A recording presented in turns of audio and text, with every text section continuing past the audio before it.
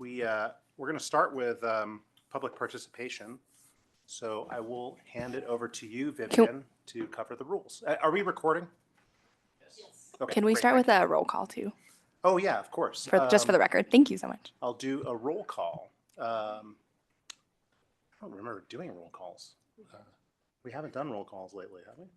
So what do I do as a roll call? Just Yeah, sounds off. just sound off. All right, Yeah, great. for who's ML. here. Yeah, and then say who's absent. Here. Mark. Here. Claudia. Here. Kurt. Here. And George Boone, I'm here. We are expecting Mason to join us in a few minutes, but we have a quorum, so we're going to start without him, and Laura will not be joining us this evening. Thank you. Great. Thank you all for joining us this evening. I'm just going to go through a few rules of decorum. The city has engaged with community members to co-create a vision for productive, meaningful, and inclusive civic conversations. This vision supports physical and emotional safety for community members, staff, and board and commission members, as well as democracy for people of all ages, identities, lived experiences, and political perspectives. For more information about this vision and the community engagement processes, you can visit our website. The following are examples of rules of decorum found in the Boulder Revised Code and other guidelines that support this vision. These will be upheld during this meeting. All remarks and testimony shall be limited to matters related to city business. No participant shall make threats or use other forms of intimidation against any person. Obscenity, racial epithets, and other speech and behavior that disrupts or otherwise impedes the ability to conduct the meeting are prohibited, and participants are required to identify themselves using the name that they are commonly known by, and individuals joining us online must display their whole name before being allowed to speak. For those that are joining us, we've got some folks in the audience, and we have some on Zoom. If you're joining us on Zoom tonight, you can, when we get to public participation here in just a moment, if you'd like to speak about any item other than the public hearing item scheduled this evening, you may raise your hand in Zoom by hovering over the icon on the bottom toolbar there. And when it is your turn, Vivian online will be helping us unmute those folks. You can also find this raise hand function in the reactions button as well. We'll start with in-person and then go to virtual for public participation.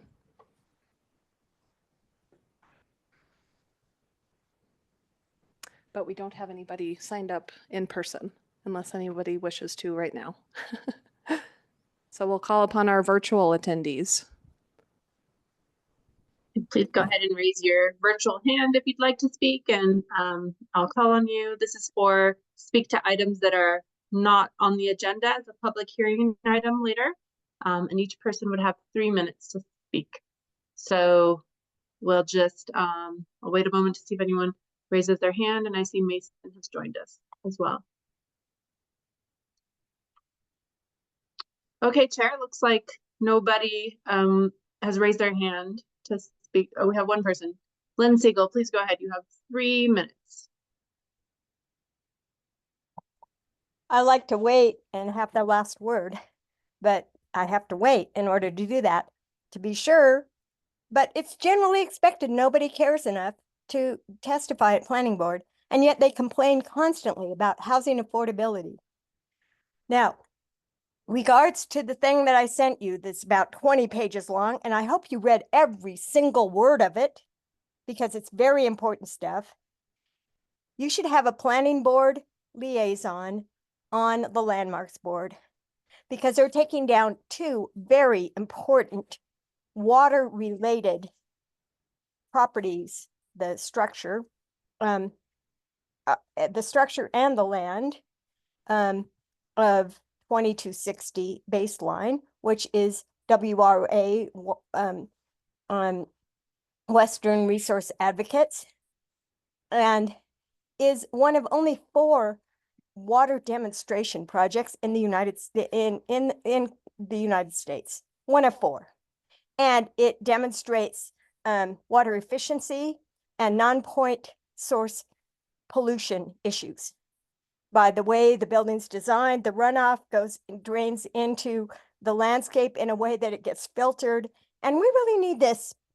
And we need to learn this because we have Boulder Creek that's getting clogged with all kinds of crap. And that place is going to be demolished as of the 1st of June. The stay of demolition ends that day. It should not. And you know why it went through? Because of you, because the planning department and the housing pushers in Boulder, which pushes housing at the expense of everyone. In a saturated market, our housing costs only get higher and higher. And guess what? Everybody's figuring it out. And you're all going to get voted out. And sorry, for all good intent, like Claudia and Kurt have, you know, it's a bad policy to just get more and more affordable housing, because guess what? For every affordable housing you have, you've got 5 unaffordable houses that drive up the cost of housing, and it's a cycle of despair, and it gets worse and worse and worse. And what you did with, well, they went for their permit at WRA because they wanted to go from commercial to residential. And of course, they got a perk to go residential of 16,000 square feet. But of course, they couldn't fit the parking in that way without demoing the building. So we lost another resource that draws people here. But pretty soon, guess what? Housing doesn't draw people here as a tourist attraction. They don't care. They want places like WRA, where my friend's kid went and did a study. Sorry, Lynn, that concludes your 3 minutes for the open comment, but thank you so much for joining us. Back over to you, Chair. Thanks, Vivian, and thanks, Lynn, for your comments. Seeing no other public participation, we're going to move on to approval of minutes. We don't have any minutes today. Dispositions, call-ups, continuations. I don't believe we have any, right? So we'll go right to our public hearing item. And tonight's public hearing item is the concept plan review and comment for a redevelopment proposal of 2555 30th Street. The proposal includes demolition of an existing car dealership and redevelopment of the site with residential uses. The new development proposes approximately 150 units, including studio, 1, 2, and 3 bedroom units, totaling ranging from studio units to 3 bedroom units for a total of 118,927 square feet. Parking will be located on site and below grade, reviewed under case number LUR 2024-00018. And just to comment on the agenda title, it looks like there might be some kind of redundancy in there, so just take a look at that after the fact. But we can go ahead with the staff presentation.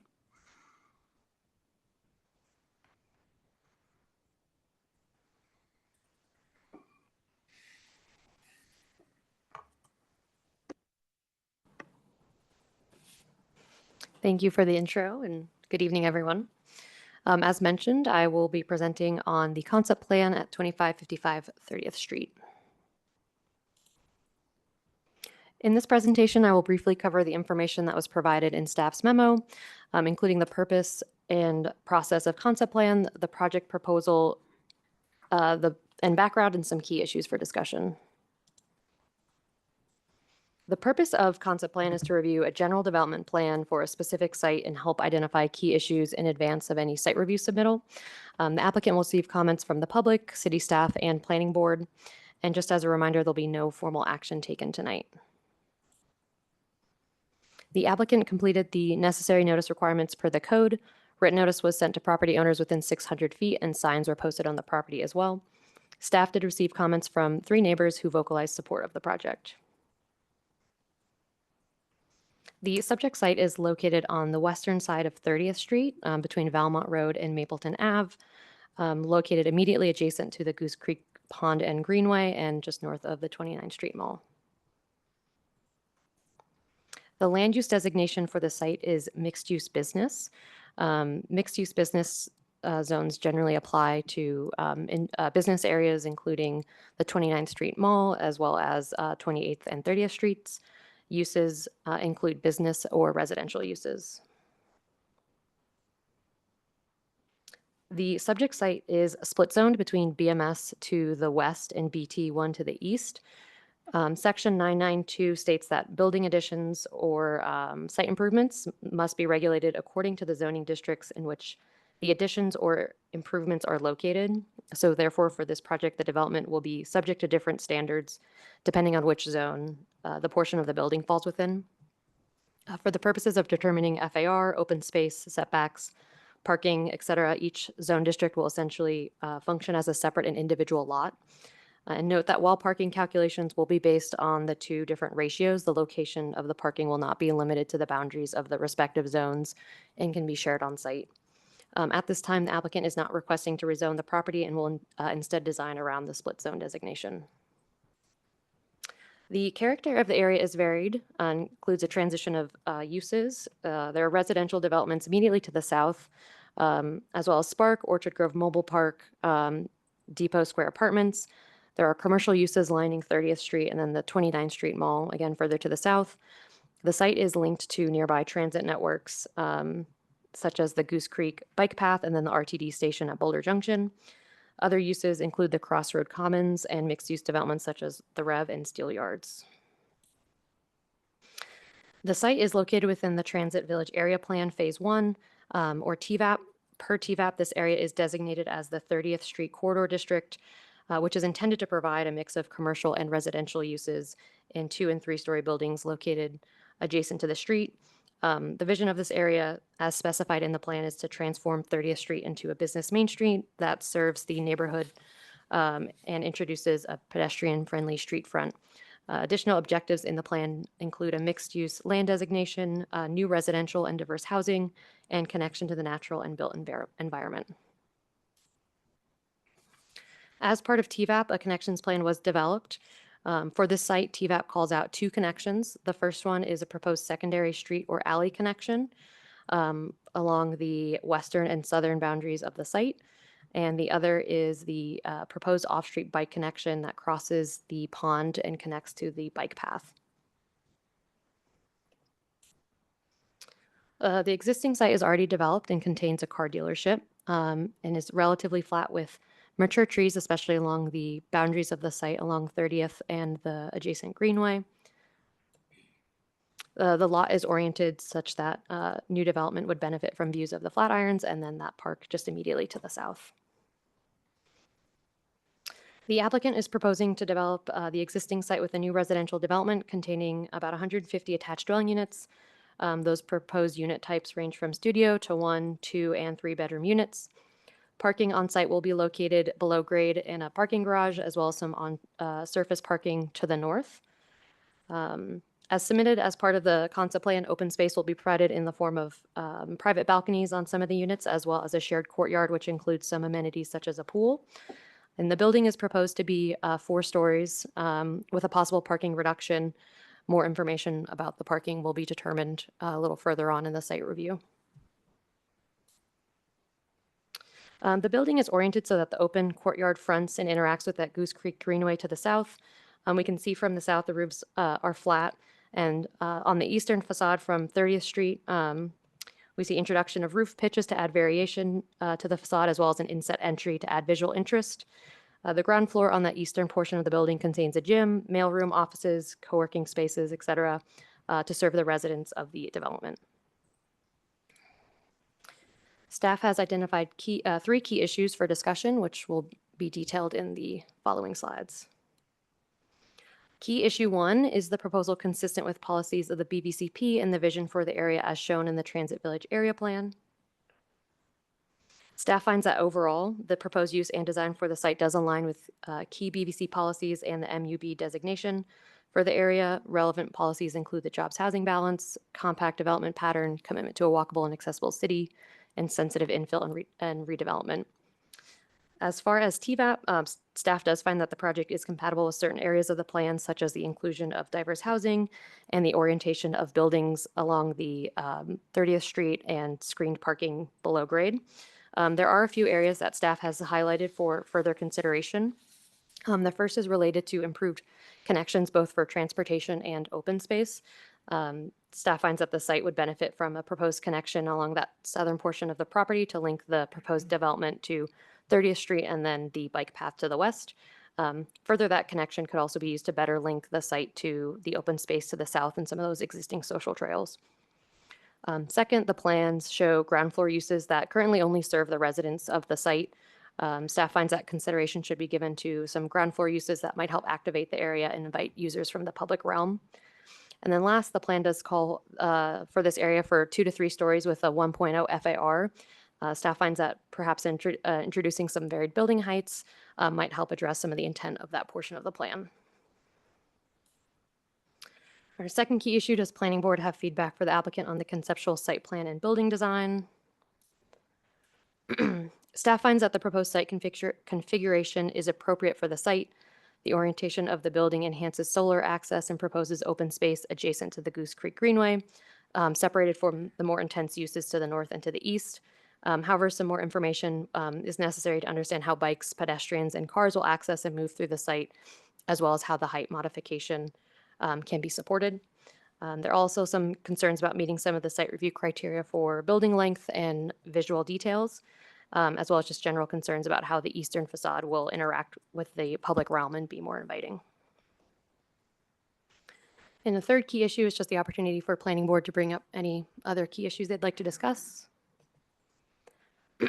As far as next steps after the concept review hearing tonight, City Council can vote to call up the item for additional feedback.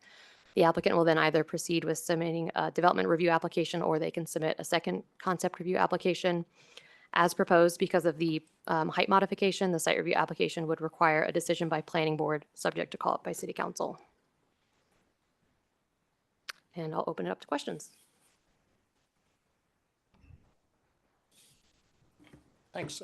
Great presentation. Any questions from the board?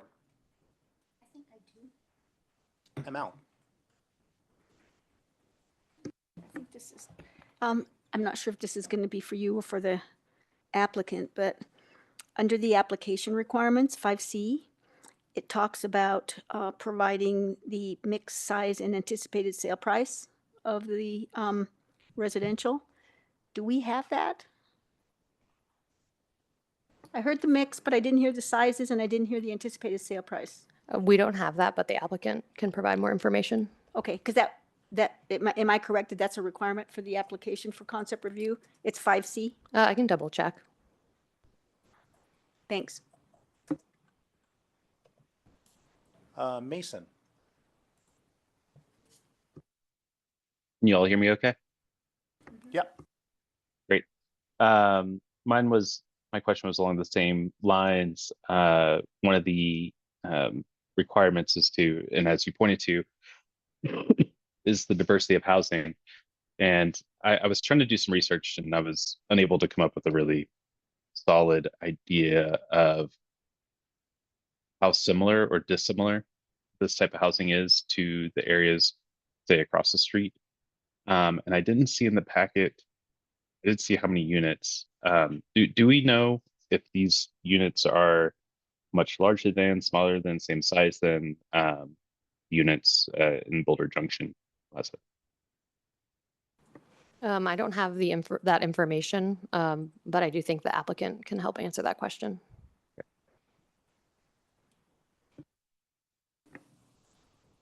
That's it, Mason?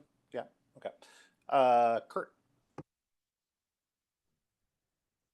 Thanks, Allison. Thanks for the presentation. I am still confused about the FAR limits. So my understanding is there's a base FAR of 0.67 and then a potential 0.5 additional FAR. But then is there also a potential for additional FAR on top of that? No, there's not. So the max will be that 1.17. Because of how the code is written and the intent behind the code, it is to have the base. And then if you're in a site review, you can have the additional 0.5. And if you're not, I think it's an additional 0.33 for areas outside an improvement district in BMS. Okay, so 1.17 is the limit period. For the BMS zone. For BMS, right? Yep. Yeah. Okay, thank you. Sorry, just to follow up on Kurt's question. So where does this project stand with the upward limit of FAR? We don't have the information at this time because of the split zones. We'll need a little bit more information because they will function as two separate lots. Different portions of the building will be subject to different floor area ratios. Okay, but So whether or not they're the overall square footage matches what's possible. Again, we haven't been able to do a very close analysis at this point since it's just a concept, but they will be required to provide a more detailed diagram showing exactly how much of the lot is in BMS, how much is in BT1, and then how much of the building falls in those respective zones so we can calculate FAR. Okay. Claudia? Thank you. A couple of questions about connections that may or may not be part of this plan. I see that in TVAP there is that alley that you mentioned that is drafted to be on the southern end of this site. Is there anything in the proposal showing where that might be in fact located? I know there was some language in the memo about relocating that alley. Yeah, they'll need to relocate it, and we can do that through an administrative process. As far as how that's incorporated into the design, I think the applicant can address some of that as well. Okay, in the proposal that we have in front of us, is it intended to be in the parking access area, or is it in the plans at all at this point? I think right now where the alley falls, it would be, since it's along the west edge and the southern edge, it would be part of that the parking, and then also where the courtyard is. Okay. But that can be, again, relocated, the alley. Okay. And second question, also about connections, would be what are the opportunities, either in this existing proposal or through city processes, to connect this up to the Goose Creek Path area? What kinds of permissions are needed? What is already in the plans? What would have to happen to get this site better connected to the Goose Creek Path? Yeah, so there is the shown, that off-street bike path that is currently crossing the pond. That would most likely be shifted up so that it's not crossing the wetlands in the pond. I need to check in with our transportation team on where that is, but that's why we're looking at providing some sort of connectivity on site so that when that connection does get developed, it will link to the bike path and then to 30th Street. Okay, is there a way that that connection can be accomplished within the context of this particular development review, or is it contingent on the city doing other things on the side? I think we could maybe discuss doing that. Yeah, it's an off-site connection. So part of it would be an off-site connection, and for development review, we can only require things within the envelope of the development. So that's something that we'd have to look at as a whole. We couldn't require them to connect the off-site section though, because it's not on their property. Yeah. One more question, if I could. So different topic here. Memo suggested you don't have height proposals on this yet, but you're assuming it's going to come in at 4 stories to do some of the things that they're planning, and require a height adjustment. And just looking forward, what are some of the ways that this project could be qualifying for that height addition? So we'd have to look at it's 9214 B1E, which are the eligibility requirements for height modifications. So things like if you're located in a floodplain. For this, I think the applicant can also discuss, but there's the community benefit piece. But we'd need to look at which of the requirements they would fall under. Mark. Thanks. I'm going to go back to Claudia's question regarding the connections to the Goose Creek Path. So the way, when I look at the drawing shows the actual Goose Creek Path at the kind of southern edge. You have the buildings, and then at the very southern edge, you see the actual concrete Goose Creek multi-use path. The drawing then shows 2 additional paths that are labeled Goose Creek Path. Those are social trails. Those are not the Goose Creek Path. And between those social trails and the actual Goose Creek Path is both a wetland and a creek. I think the creek runs most of the year. I traverse this area frequently. So my question is, and thank you for pointing out that we can't condition or require something that is actually off-site. So my question is, how do we, as a planning board in a concept review, without conditioning it, get the city and the project development team to create that connection? So when it comes back for site review, that connection's there versus us during site review going, wait, because I think connections at this property are critical, and they're critical to the concerns of the board.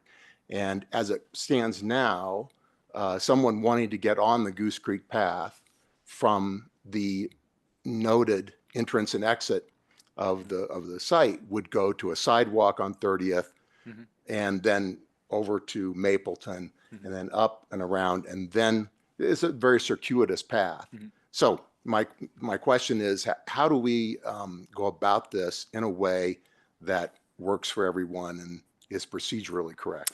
I think as long as you can include it in the board's record as a recommendation for exploration, as we enter the next phase of the development process, then we can, go ahead and get to work and figure out what that looks like and what the possibilities are. Okay. Another connection question. So we're building the new fire station, and Bluff Street, what is the final configuration for Bluff Street between 30th and 29th, where there's also a, I think it's a BHP project going up where Rally Sport used to be. So will Bluff Street eventually go through in some form, or will there be a pedestrian bike connection? What will it look like ultimately? I'll need to double check the TVAP plan, but if memory serves me, it's supposed to be a roadway connection. I think there's a daycare maybe and a veterinarian's office that are still, but if and when they ever redeveloped, I think that would be the time when that connection would occur. And ML, you are correct about the application requirement for pricing information on units. Okay, so maybe someday when that site is redeveloped, when the daycare, I was over there today, daycare site, gate, etc. Okay. So that would actually turn into a connection, but not until it's redeveloped. Okay. Does the recent state legislation promoting development along transit corridors relate to this project? And if so, how would this project help us fulfill that requirement? Are we already ahead of the game? But how would, and maybe this is a question for, anyway. Yeah, it's a good long-term question and something that we can bring up again. It's not, the start date of all of those requirements aren't happening right now. It's a few years out. So this particular project, because it came in under our current standards, wouldn't necessarily apply under those. You're talking about the Transit-Oriented Communities, House Bill 1313. So it wouldn't fall under those particular rules, but this would potentially be an area that we would explore. Okay. Having a higher zoning density under the requirements of that, depending on how we interpret that as staff, though. If anyone, yeah. Final one, is the entrance and exit, is that a right in, right out? And is that, so for the site, is that right in, right out only, or can you make a left into the property? That's a good question. I don't have that, but I can look, or the applicant might be able to touch on that. Okay. All right. Those are my questions. Thank you. Thanks, Mark. We'll do a second round of questions for staff. Kurt. Thank you. And following up on the connections questions, my understanding is that if that alley that is shown on the TVAP plan gets constructed, then that would become a public right-of-way. And it would be a lower classification public right-of-way than 30th. And therefore, access would be required to be taken off the alley. Is that correct? And an alley is adequate, considered adequate for that.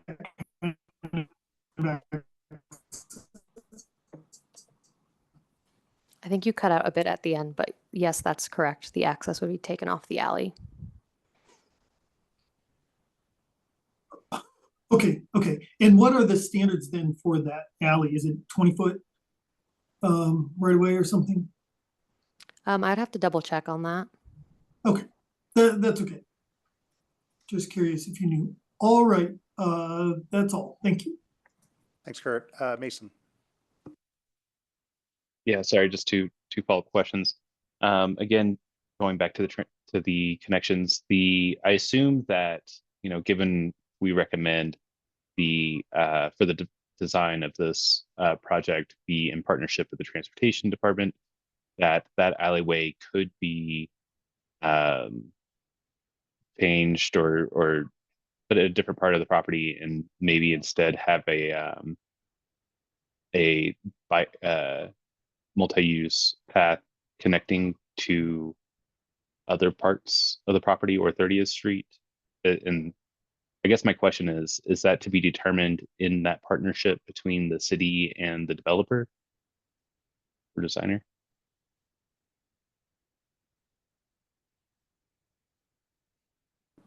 Can you ask that question again?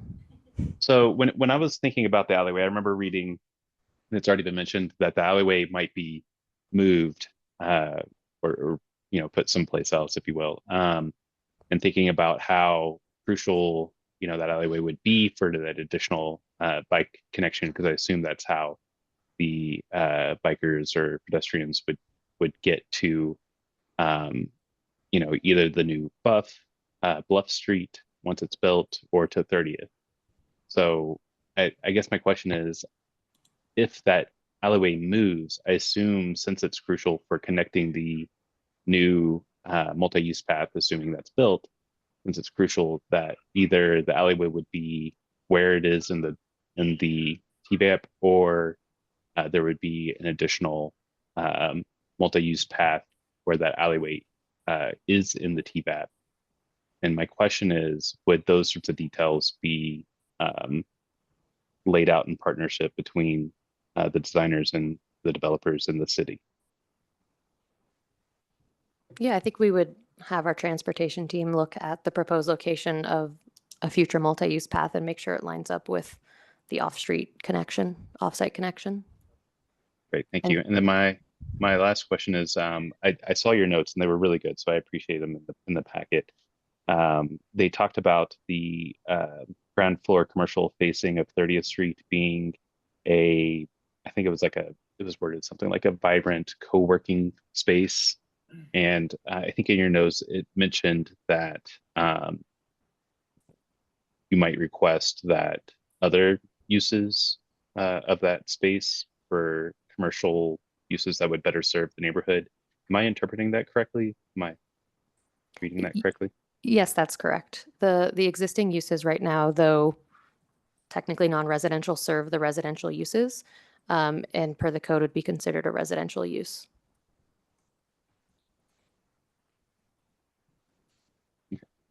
Thanks. Other questions from the board here? ML. Allison, could you put up a site plan showing this alley situation? I am, is the term alley here being used? Is this a car access alley?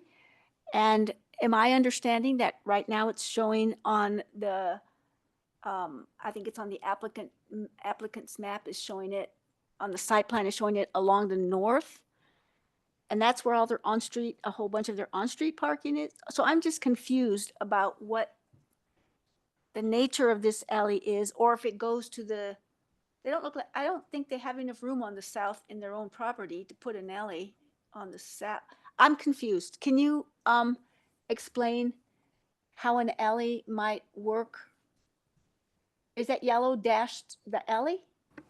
Yeah, the yellow dashes are the proposed secondary street connection per TVAP.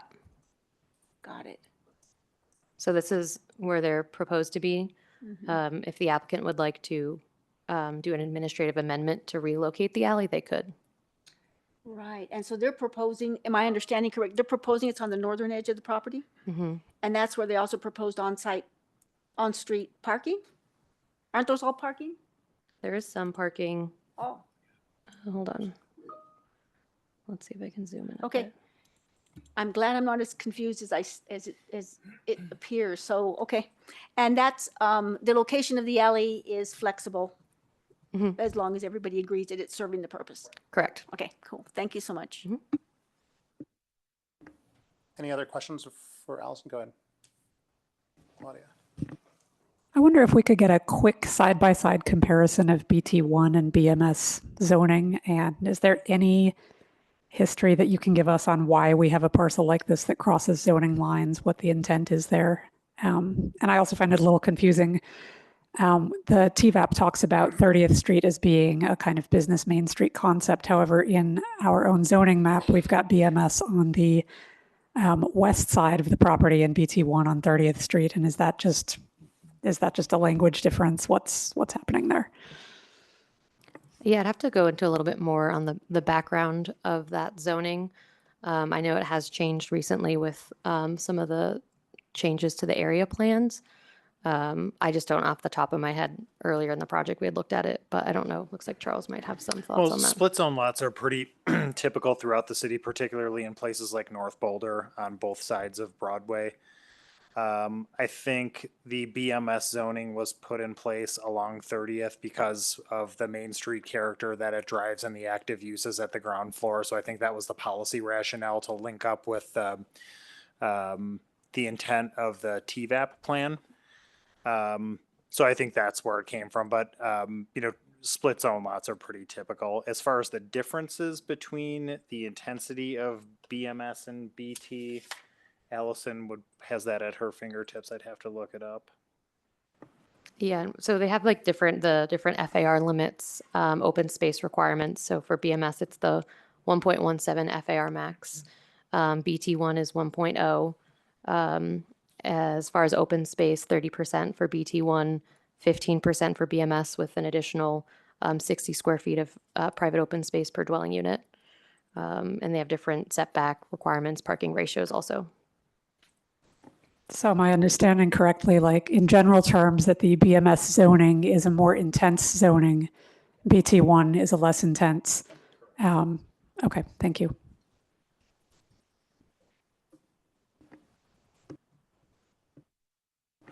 I have one quick question. In looking at the building's massing, it's hard for me to scale off what we have, but it looks like the building is one continuous U-shaped building that they've proposed.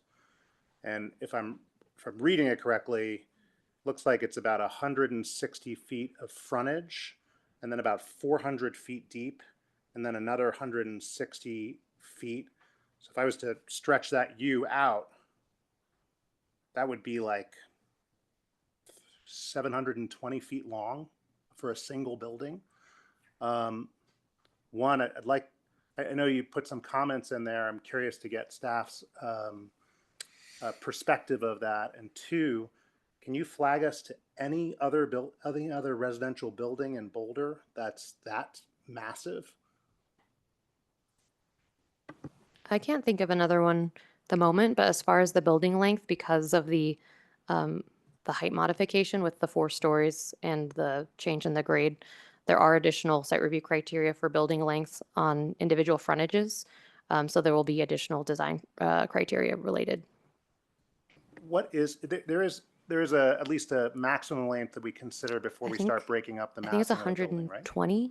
It's 120. Yeah, I think I'd need to double check on that one though. So even the frontage of, if I'm reading it correctly, which I don't know if I am, maybe the applicant can bring clarity, but looks like about 160 feet just of frontage, and then 400 feet deep without any break in the building.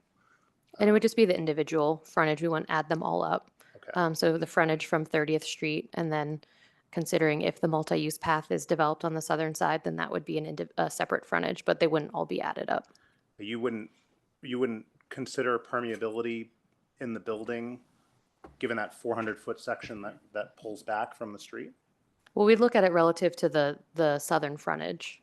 Got it. Oh, so you'd look at each, on the U, you'd look at each frontage as almost Right. like it's its own separate building, even though it's, Right, as far as the lengths, we wouldn't Okay. add them all up. Got it. So it'd be I think 120 on 30th Street, and then from the southern elevation from the multi-use path, that would be a separate frontage that would need to have different changes in massing. but you're not aware of any other building this mass, We have buildings downtown that, are residential buildings like this? no, usually mixed use. So you're not aware of Yeah. any residential buildings that are this mass? I'd have to think about it. Okay. Yeah, but to your question, George, the site review criteria talk about buildings not exceeding 200 feet in length along a public right of way, and then facades exceeding 120 feet in length along streets.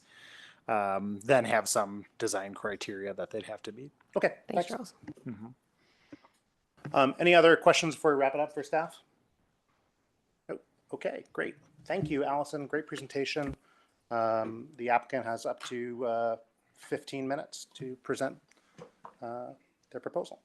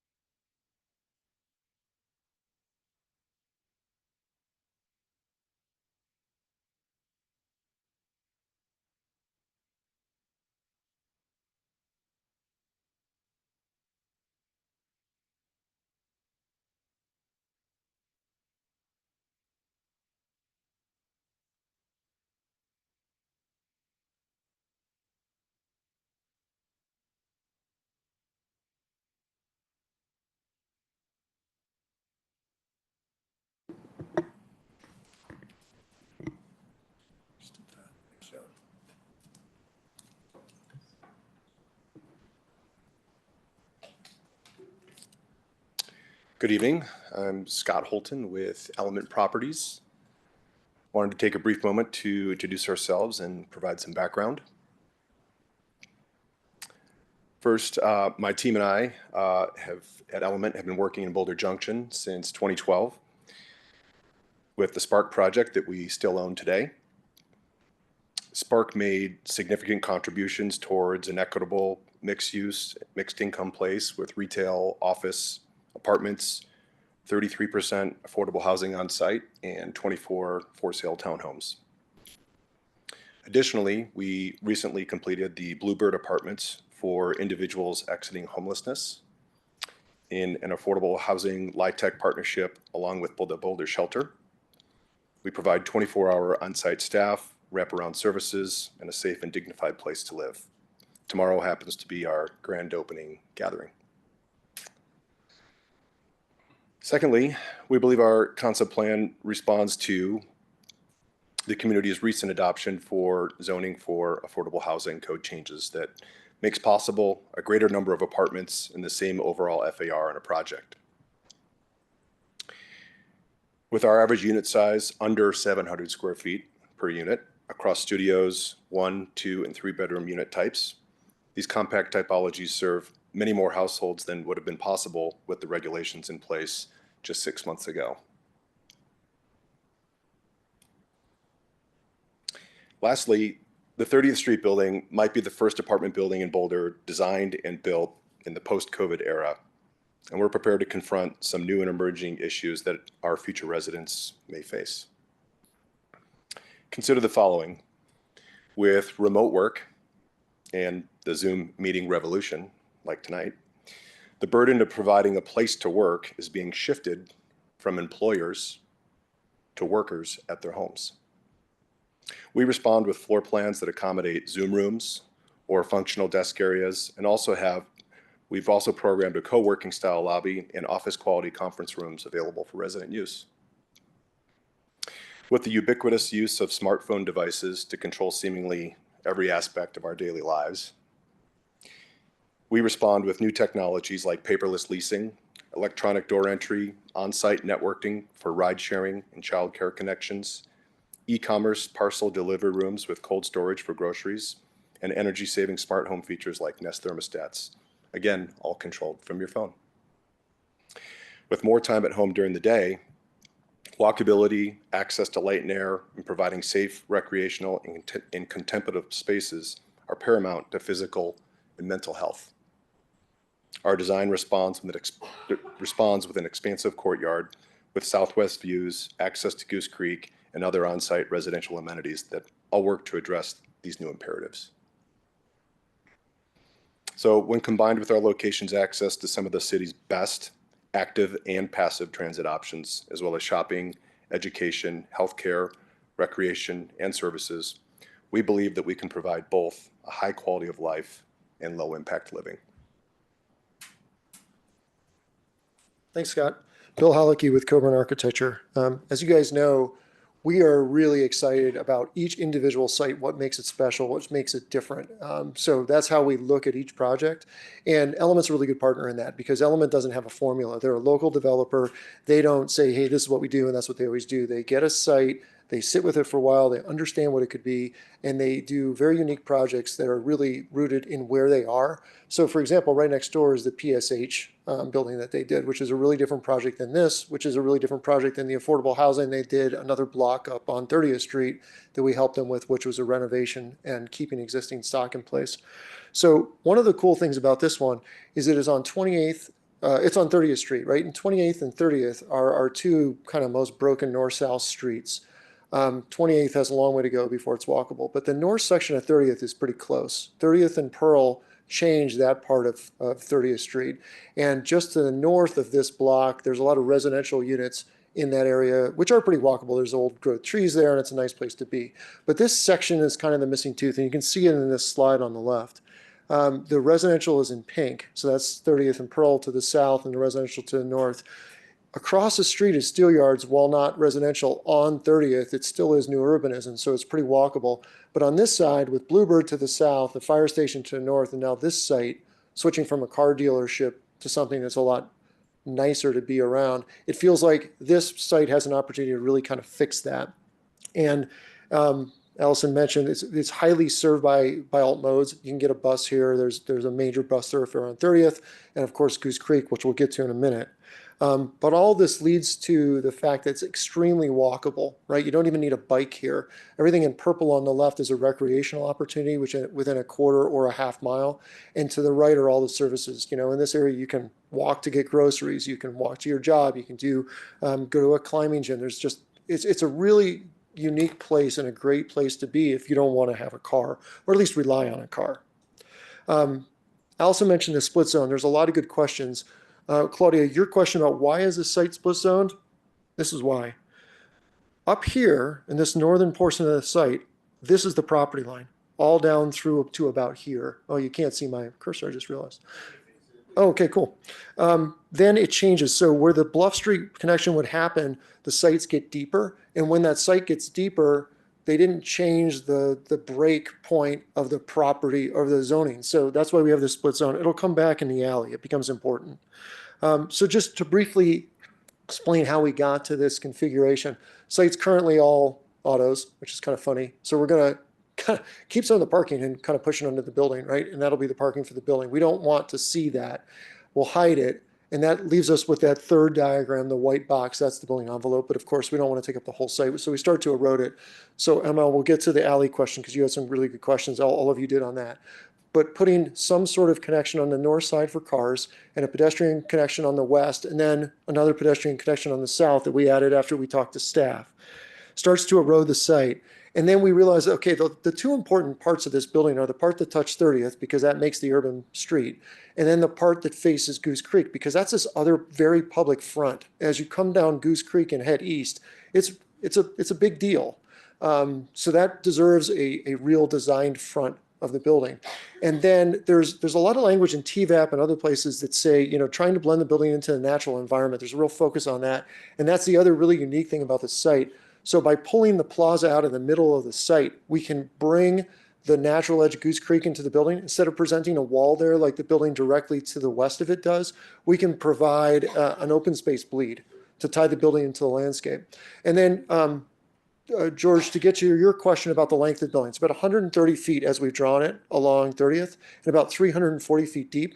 To answer the question on other buildings, there's a host of other buildings much bigger than this in Boulder that are residential. East Point is, the Waterview building in the middle is almost twice as big. Spark is, I think a couple of buildings in 30 Pearl are bigger than that. So it is not a large building, but the intention here is to, it's large, but it's not as large as those. The intention here is to break it up into parts. So the architecture is very conceptual, and staff, I think, correctly pointed out that if we want the height exemption, we need to break the building up. That's the intention. Love to get feedback from all of you tonight on how to do that. But the idea that we have is that there's like these 3 white areas that are kind of the bones, and then the blue areas are kind of cartilage. They recess, they drop back, they change material. So it's really 3 buildings that are joined by something is how we're sort of viewing it. And then lastly, on the right, we realized that the Goose Creek, it bends there, and there's also sort of the angle to like the mountains that you can see that kind of kink it. So it made sense to kind of warp that western edge to respond to the geometry of the natural kind of world. So that's how that configuration occurred, and you end up with this. And the answer to the question about the 4th story, the intention is to, what we didn't want to do is end up with a big box. So we could shove everything down 3 stories, but we'd fill up the whole site. So by pulling it up, there's a couple things that we can do. There's now a tax credit for sustainability if you have a 4-story. It requires a 4-story. We can also get into the community benefit conversation, so we can contribute more to affordable housing when the building goes up. And it allows for the open space to occur on the 1st floor, which otherwise would just be in a big box. So that's the idea. 4-story is allowed through the community benefit clause. So here's the site, and couple of questions on that. So the alley, when Bluebird went into the south, so this building went into the south, the alley was shown splitting the lots, and Bluebird was the reason that alley was there. It was there to serve kind of that building. They didn't need it. So the alley was not approved during that by right approval. So in talking with staff, it made sense, like nobody really wants to put some big car thing here right on the edge of open space, separating the 2 open spaces. So this was subsequent to our submittal.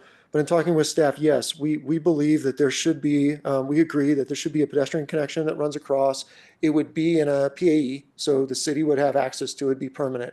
And yes, the building is happy to contribute the connection around the north side in yellow here, around the north side of this lake to stay out of the wetlands area and tie into the spur of the Goose Creek path right there. And yeah, the building is happy to have that as a condition of approval of however that works, even though it's off-site. We think that's a really good idea. The alley is super interesting. It can't connect to anything because I mentioned before, the alley is drawn, not here, not at the edge, but the alley is drawn over here where the other buildings to the north, where those property lines split. And the intention is typically that the alley is built half on one property and half on another. We don't see any way for it to get through this property to our north, which extends as the full length west as ours. So they'd have to split their property in half to get an alley through.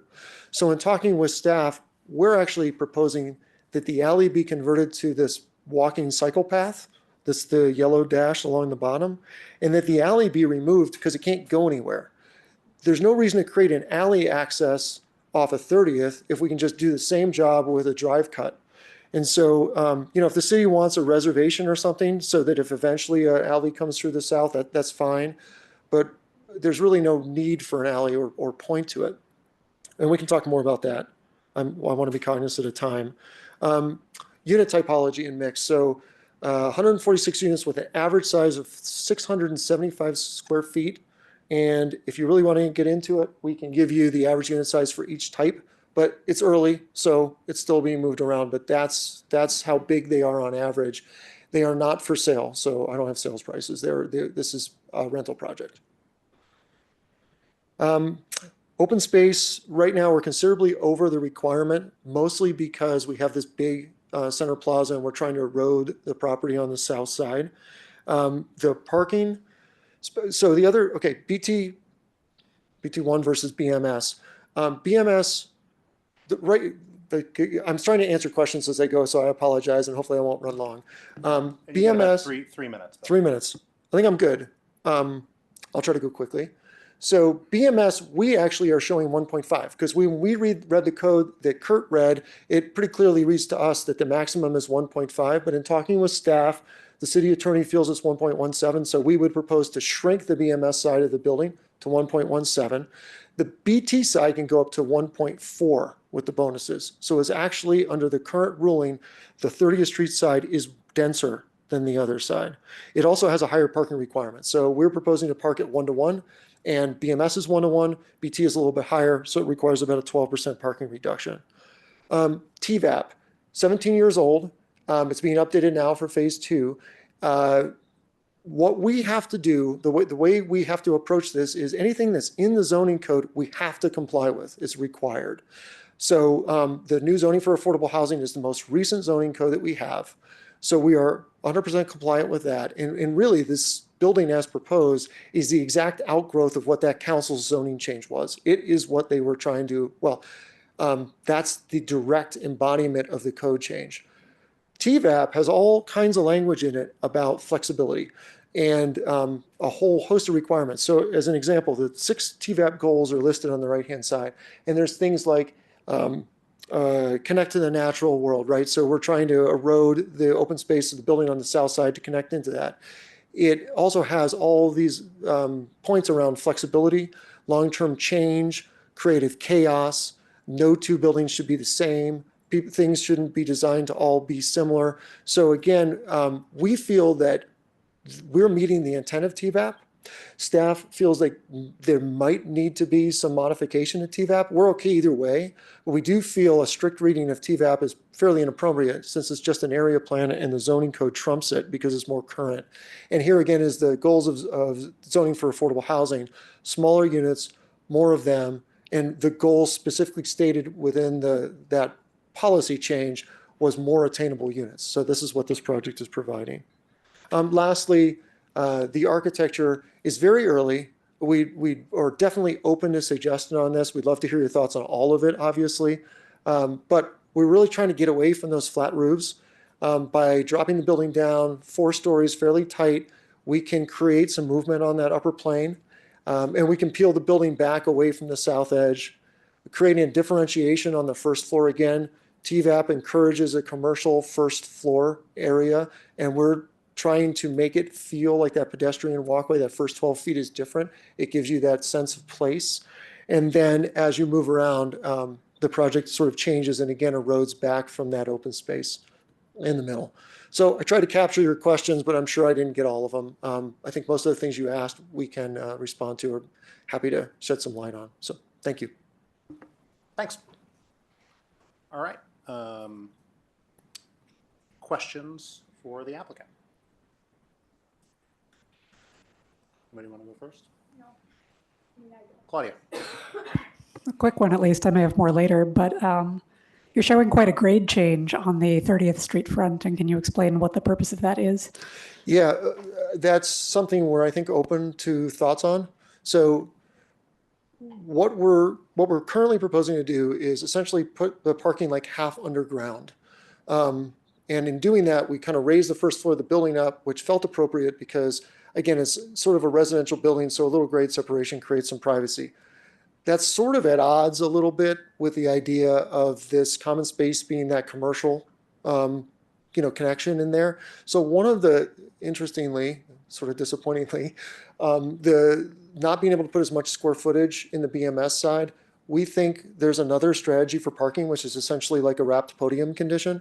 And if we did that, then we could put that commercial-ish space at grade. So I think we're open to either one, that we kind of put the common spaces right at the sidewalk level, or that we have them like 4 or 5 steps up so it's more separated. I think we'd be open to your thoughts on that.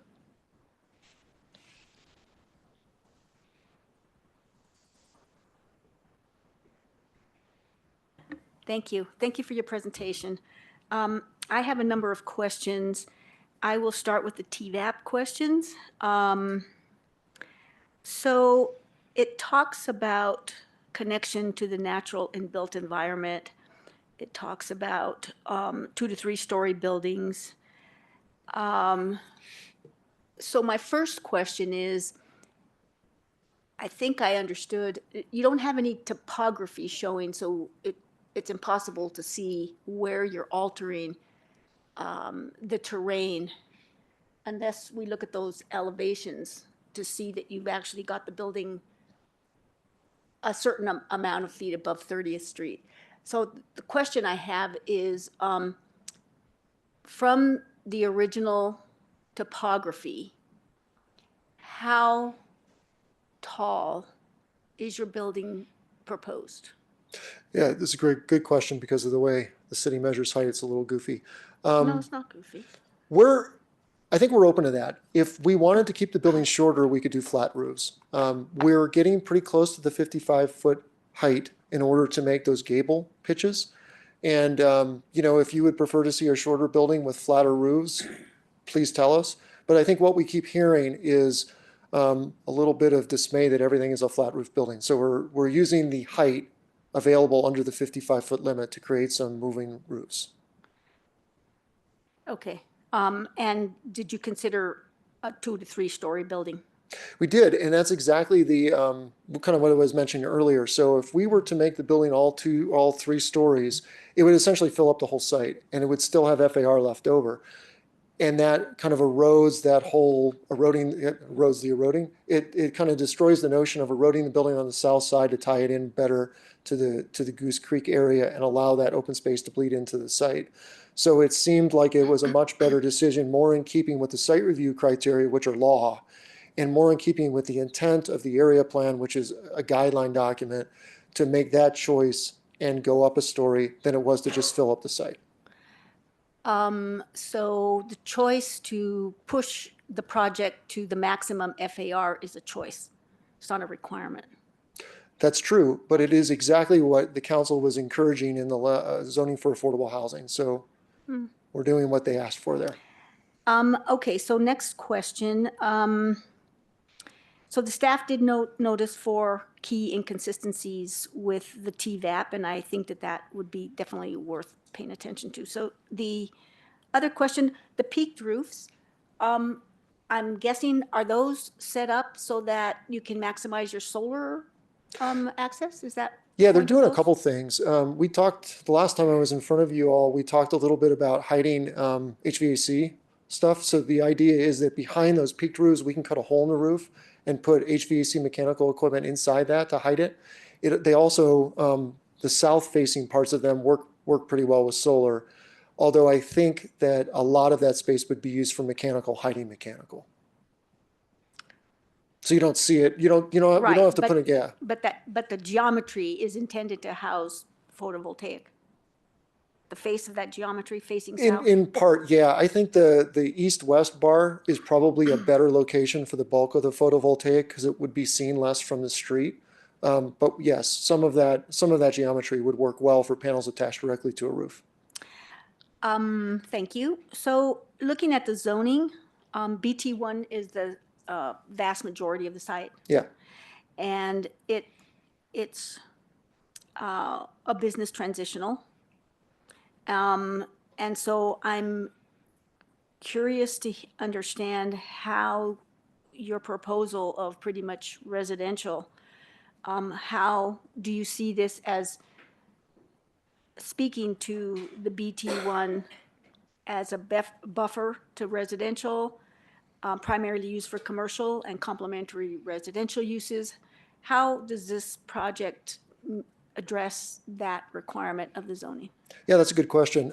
We try not to interpret the code. We take our marching orders directly from council, and I think council spoke pretty clearly on this with the zoning for affordable housing. They removed the per unit open space FAR specifically to allow more residential units throughout the city. And I think staff is tying that back fairly well with the comment, like, what is happening on the first floor to 30th? So again, it isn't proposed to read as an entirely residential building, but yes, we're taking the directions directly from the code change.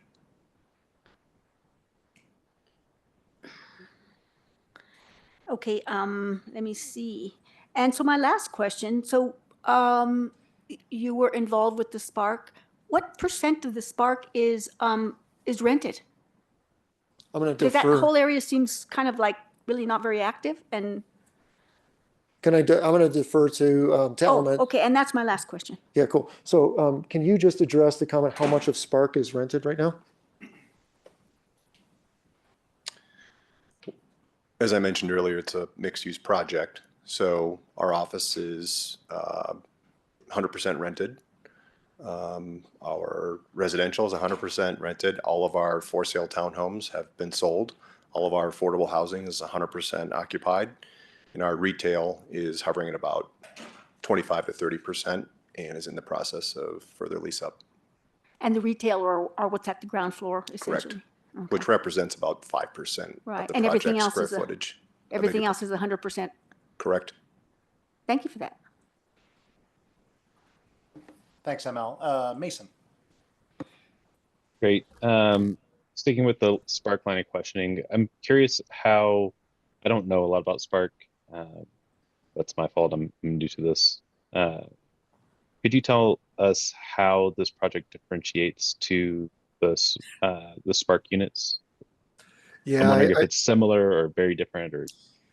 When Scott was mentioning that, Mason, I remembered your question and I didn't get into the presentation, and my apologies. So in the overall TVAP area phase 1, there were identified different sections of that overall area for different types of units. So part of Spark, and actually part of outside Spark in the steel yards, is identified as townhomes. So when Scott was talking about the townhomes, so those are the units directly east of this site on Bluff. There's a string of buildings that are townhome units. And then as you get deeper into Spark, and I guess I think I'm also speaking for, I want to make sure I'm not, yep, I'm also speaking for the Boulder Junction units. You start to get into some bigger units. There's two kinds of units in there, I'd say. There's some bigger ones like 1,200 square feet, 10 or 1,000 square feet, 2 bedrooms. And then there's a bunch of smaller units that are probably in the 700 square foot range, 800 square foot range for the ones. That would be same, it's very similar to the Boulder Commons projects.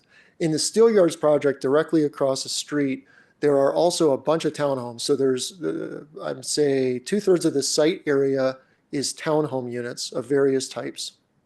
And then there's a small number of loft buildings, and those units range from, I think, 800 to about 1,000 square feet. I think that's most of that area to the east. Great. So this area is already pretty diversified, and this is just adding to that stock. Yeah, and honestly, I mean, that's not anything magical. That was actually in the area plan, so that's why it happened. Great. And I appreciate Claudia's questioning around the kind of the disconnect between the street front and the commercial. I'm interested to see what that looks like in site plan. I don't really have any questions there, but it was a little off-putting to me. And I do appreciate all your comments around the transportation connections on the south and alleyway. That was really where my line of questioning was going. So I appreciate you getting to that. My last question, and I don't know if this is appropriate, so someone tell me if I'm way out in left field, but this area is unique in terms of, somewhat unique in terms of the access to the different alternative transportation options. So I assume you all are going to have a very strong TDM. Are you willing to speak on, am I allowed to ask this question? Maybe it's the first thing, but I would be interested in hearing how you guys are approaching the design of your TDM. Because I would hate to get to site plan and then not like it, essentially. Yeah, that's a site review criteria, so it seems perfectly in bounds to me, but I'm just an applicant. Yeah, I think that's being developed. I mean, obviously with this much bus tie-in, this much bike access, we want to get people out of cars. So, you know, that would be a focus. I don't know that we have a real developed plan yet. Okay, Scott's going to talk to it, and then if you have other comments on it, we'd love to hear it. I'll be brief, but I'll say with my history with Spark and the TDM district there and what TVAP sort of portended, from the plan in 2007, we were expecting a 50 to 70% mode share because of train and bus options, right? And so obviously that's a little bit behind the schedule right now to get us to that 50 to 70%. So the burden really does fall on property owners and the TDM district to try to do what we can, within our capabilities and financial constraints. We fully expect, similar to what we did next door at Bluebird and at Spark, to provide eco passes, which are being administered by the Boulder Junction Access District and their TDM group.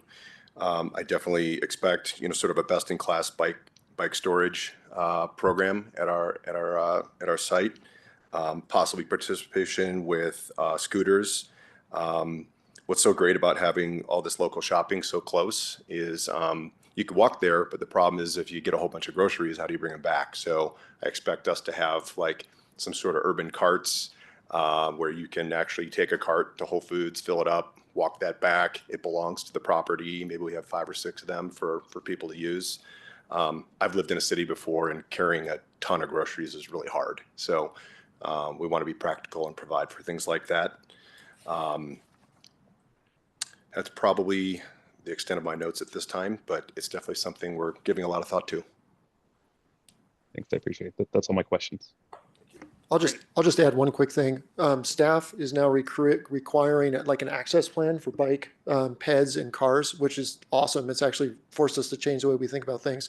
So we're spending a lot of time with pedestrians trying to figure out how they get in the building, because if a ped has to walk around the building, it's sort of a barrier. So your thoughts on access points and where people would be coming from would be great. Any feedback on that would be helpful. Thanks. Kurt. Thank you. Bill, first, I'm too slow to follow what you were saying about the alley on the west side and why it would require splitting the lot to the north. Can you go through that again? Yeah, sorry, I went really fast. Okay, so here. I think slowly. Okay. This is the split zone. And these properties, this is Bluff here. These properties north of Bluff break on the zone line. That's the property break. And then starting with this property north of the site, it doesn't break there. The property actually goes all the way back. So let me flip to that slide. So that's this property. So the site above breaks here, but this site doesn't. It goes all the way back. There was an alley shown essentially that ran right through the middle of this parcel and right through the middle of the parcel to the north and all the way up. And it's kind of been determined in our discussions with staff and when Bluebird was approved that the alley through this site doesn't make a whole lot of sense. Bluebird does not need the alley access. So the only site that would need that alley would be ours. So why not just run the alley to the north side of our site and allow the southern part of our site to be open space? And that's where, a pedestrian path just makes so much more sense. And again, project is committed to connecting it to Goose Creek, heading west around the pond. But now, when we're looking at that alley access, there was a realization that this property to the north, the only way that alley could connect would be for the property to be split in half, which is highly, highly unlikely. So because of that, and when this alley is eliminated to the south, there is no access point for this property. You can't get to it off an alley because no alley exists. So it has to come off 30th Street. So once this property has a driveway off 30th Street, even if this property to the north were to develop someday and put in an alley, there would be no need of anyone for that alley. So what we are proposing instead is, the pedestrian path along the south, a pedestrian connection from that property to the north along the west side of this site. But there's really no point in an alley. It doesn't go anywhere. So our proposal is to eliminate it.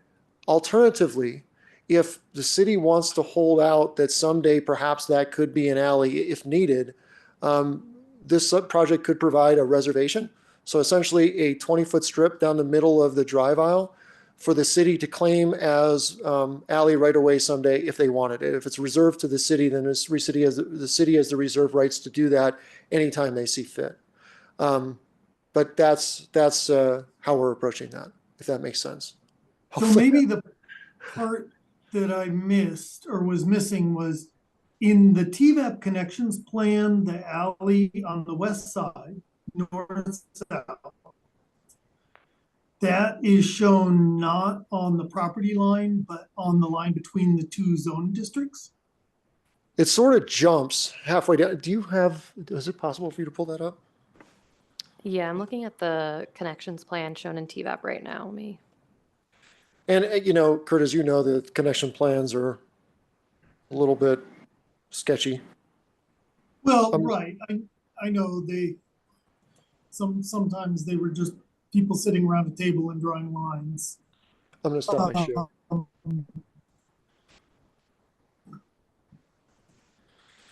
All right. So it's right here. Yeah, hold on. I got too many things. So it does this property line? No, it does this jump here. So it splits. But the problem is that where Bluff is going to connect. So Bluff is shown as 2 connection points.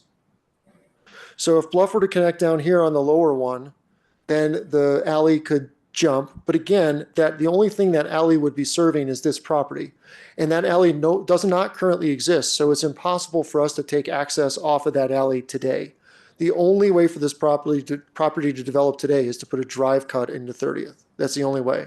So once that drive cut goes in, even if Bluff were to take the southern configuration, there's no reason for an alley cut to happen because this property already has a drive cut.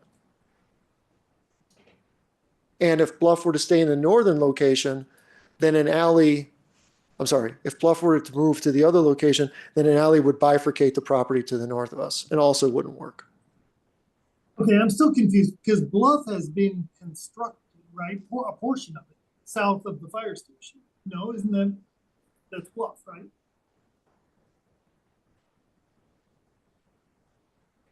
Yes, yeah, that's right. So I apologize. I shouldn't have said 2 options, but still the point is that this property does not have alley access. So the only way to get access to this property is off 30th Street. And once that occurs, there's no point to an alley anymore.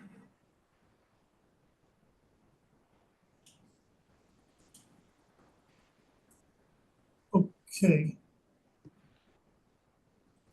But I mean, theoretically, the alley could be constructed, then you would have alley access. Correct. Yeah, that's right. But we can't put an alley on somebody else's property. They're not part of this review. And unlike the city property where we can commit to putting in a path, I mean, a private party is not going to let an alley improvement encumber their land. Sure, right. But, and sorry to dwell on this so long, but the alley, if the alley were constructed on this property as shown on the south side and then the west side, then you would have alley access.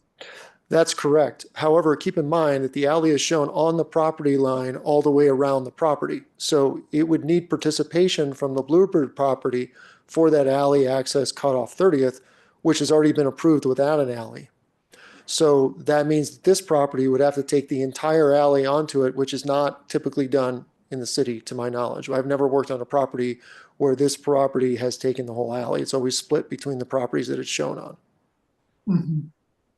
Also, that property would then be putting a drive lane in the middle of open space, which I don't think is in anybody's best interest, and city staff, I won't speak for city staff, but we did have a conversation about that. And this either removal or move was determined in conjunction with staff. Okay. All right, thank you. Yeah, I need to follow up with staff on that, but that is helpful. One follow-up on questions on TVAP, and I agree, TVAP is not, it's not code, right? But it says, if tuck under parking is provided, located at the rear or rapid. Did you have any thoughts about how to address that? Because it feels like you're not really doing that right now. I think, let me just share a site plan. And Kurt, this is an area where I think, very respectfully, I think I have a different opinion. The Goose Creek is a front. And in fact, Allison mentioned if that PAE goes in, that's considered a front street yard. And the building has to meet all of the street requirements in terms of design and height and length and everything on that southern side. 30th Street is a front for sure. And I would argue that the west side that faces Goose Creek is much more of a front than the north. So the only back of house that we have is the north side of the site. So just in deference to the public way, that's where our trash is going. That's where our emergency vehicle access is going. That's where our parking access is. So that's the intention of reading the north side as the back. I see. Okay. All right. I think those are my only questions. Thank you. Thanks, Kurt. Mark? While we have the site plan up and while we're talking about connections, and I appreciate you guys discussing, it might be frustrating if I had to exit my building to get around to go south. So using your cursor, could you tell me if I lived in that center building and I want to go to Whole Foods, what would you do as a resident with the current drawing and site plan as you have it? How would you amble along and get to Whole Foods? What route would you take? So this is, I want to make sure that I'm being clear. So this is one building. It has connections and corridors through it. And it's designed to have, the cartilage feel like a removal. But this end we feel is very important. And the reason it's angled like that is because we think this is a primary entry. We're not quite sure where it goes or how it's designed or anything like that. So I think that this is the primary Whole Foods access. And this entry to the building becomes pretty critical. Because if you're a pedestrian, this is the shortest path of travel. Okay, let's say I live in the western segment of the building. This is one building. I live in that western segment and I want to go to Whole Foods. You would suggest that I would walk through the center segment and through the east segment and out that door? Or is there planned, or at least in your concept, would I be able to come out of the building on the south side, go through the courtyard, and then connect past the pond or over a bridge over the creek? Oh, I see what you're saying. That's interesting. Okay. So I don't think we've fully figured this out. My original answer was going to be you would come out probably into the courtyard and then walk, over and down the street. But you're pointing out that the more direct path of travel is kind of straight over by the ball fields over here. That's interesting. So it is really important for us in our minds for the project to connect to Goose Creek. It's not just, civic duty. It's also really good for the project. But the problem is there's like 140 feet of like wetlands. And so I don't think anybody's going to let us. I mean, first of all, the bridge would be extremely expensive. And second, it would be a flood hazard. And third, it would be unsightly. So I don't think we're going to be allowed to do that. But if city staff can let us do a social path through there, it'd be awesome. Or would I just, the yellow dashed line, would I just take that west so that I went west past the west end of the lake and then come back south and go across the pedestrian crossing on? It's not shown, but there is an intention for pedestrian path here. So maybe there's another connection right from here. So there's a stair right there, come down, go to the path, and then head down to Whole Foods. That's a good idea. There's no reason why we can't do that. Yeah. Okay, so sticking to questions, because I have comments about that, but sticking to questions, do you, and I appreciate the fact that your TDM plans are not fully fleshed out. Do you plan on car shares at the site? Dedicated? I don't think we've quite formulated that yet. In my mind, and I'd love to hear your thoughts on this. In my mind, we're going to have enough parking. We're going to be like 1-to-1. So for me, that's kind of like car storage. And it feels like with all the stuff we have right here, it's less about car share, more about peds and bikes, but interested in your thoughts on that when you get to comments. And then I'll get to my thoughts when we get into the commentary. Are you unbundling the parking? Yeah, it wouldn't be a assigned parking space, right? Yeah, it's all sump. So Okay. like straight sump. I think Okay. that's actually a requirement now under code. Well, no. Really? Okay. I'm not speaking for them, but We're planning on sump. not as far as I've experienced. It's not a requirement, or I would have been pointing it out. Okay, that's all my questions. Thank you. Great. I think that's our first round. I have a few questions. The first question, you've referenced the FAR a few times. So you guys have done the calcs then on the BMS and Yeah, we did them wrong. BT1? We did them wrong apparently, but yes, so this building is shown a little bit too big. Right now, the BMS on this side is shown at 1.5 and it will need to be reduced to 1.17. Okay. But yeah, we've done those calcs. So this building doesn't fit that currently, but you're gonna fit that. Got it. Great. You talked about the bones versus cartilage. I thought that was eloquent. But I've been seeing a lot of this site plan. Can you bring up what's in our packet, which is the elevation? It's on page 8, I believe. Possible to bring that up? Yeah, I have them as 3 separate slides, but I can flip around. No, it's a larger elevation. It actually shows, yeah, that one.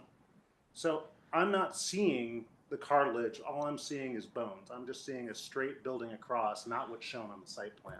Yeah, I think that's Talk me through that? I think that's a fair comment. I mean, this is early architecture. This white thing is this is kind of an artist rendering. This white thing is sort of our nod to that. It is not reading as it needs to read yet. Okay. And Right, so I your think plan is to make it read like what you're talking about versus what it's actually showing. yeah, and I think if you guys have any comments about is that a change of material? Is it glassier? Thoughts about that would be great. Okay. But yeah, we're clearly not there yet. Okay. Thanks. Next question. So you talked a lot about Bluebird. We know about the fire station. I'm trying to think what else is going there. You talked about crossing the road to the climbing gym. I don't know if that's already under contract or not. I don't know what that's ultimately going to be, if that's going to stay there.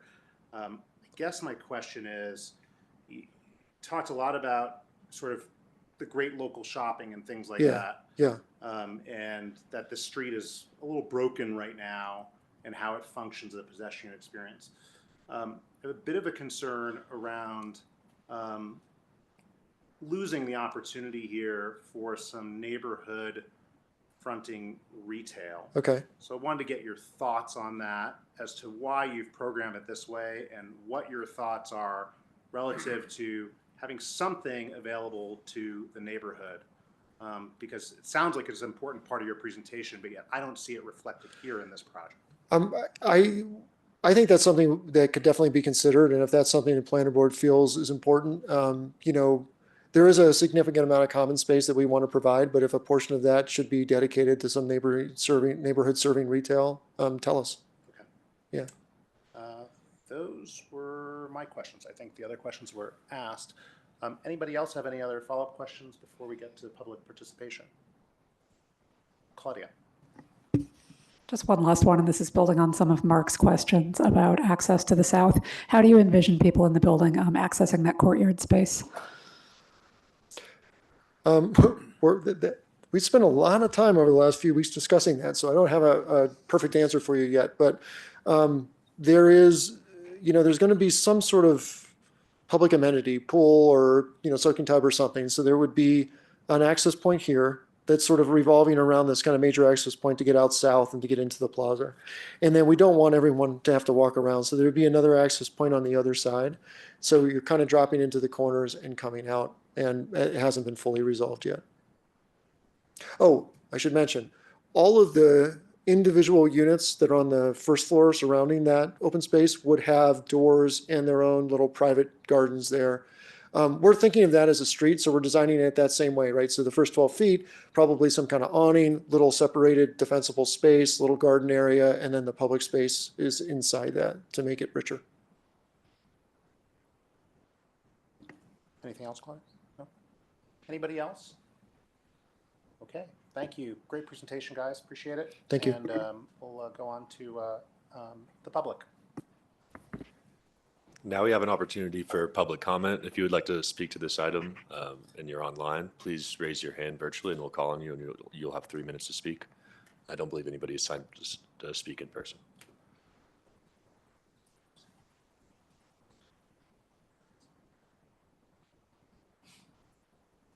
First up, we have Lynn Siegel. You can go ahead, Lynn. That's it. Nobody else, right? Hello? Nobody else? I guess I'm going to ask again and again and again. Is anybody else here? Hello?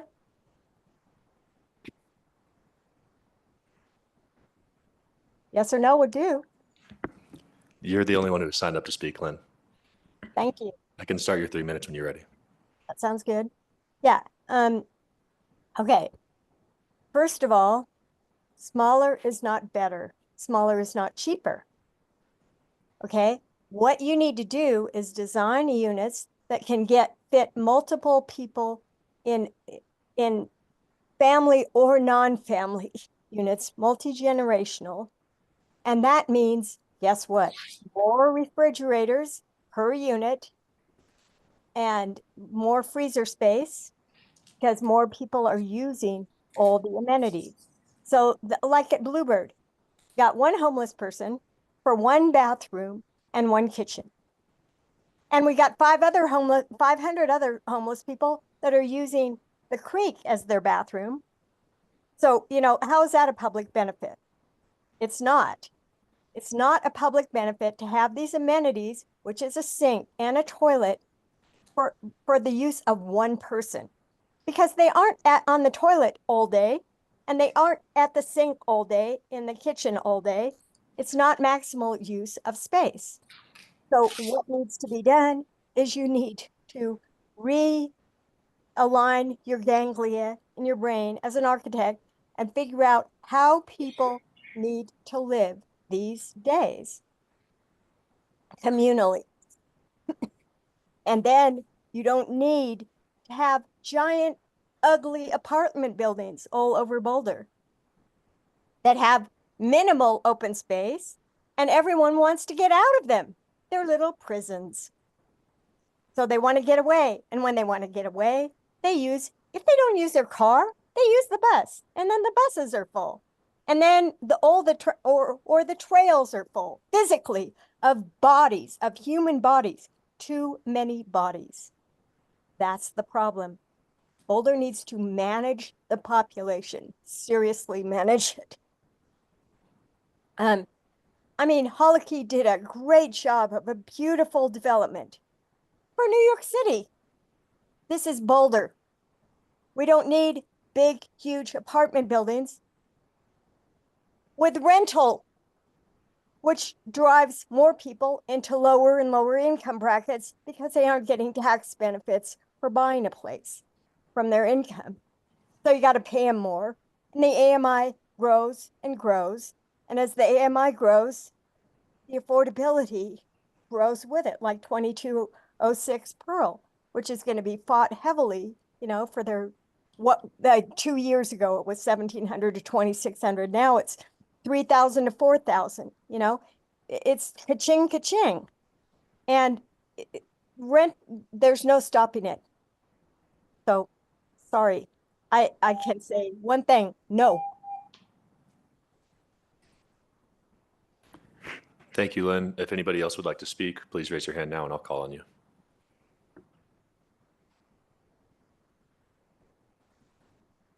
Nobody else has raised their hands. All right, thank you. I think we're going to enter our comments. Is there anyone in the public? No, we've already done that. We already done. Yeah. Okay, sorry. But before we do that, I'd like to take just a quick 5-minute break for everyone, and then we'll be back. So why don't we reconvene at 7:36? Why don't we give ourselves 7 minutes? What would that be?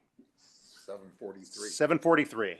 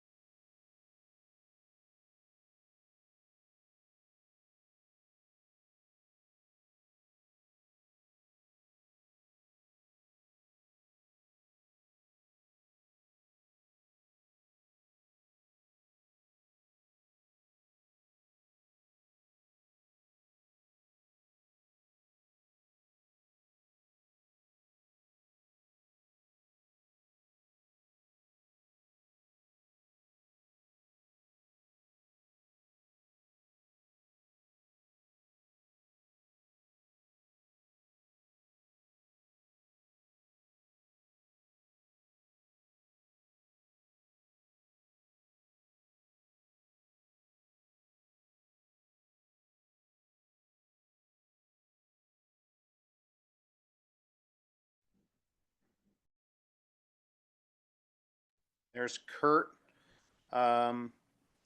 This is really just our comments. There's no voting on anything.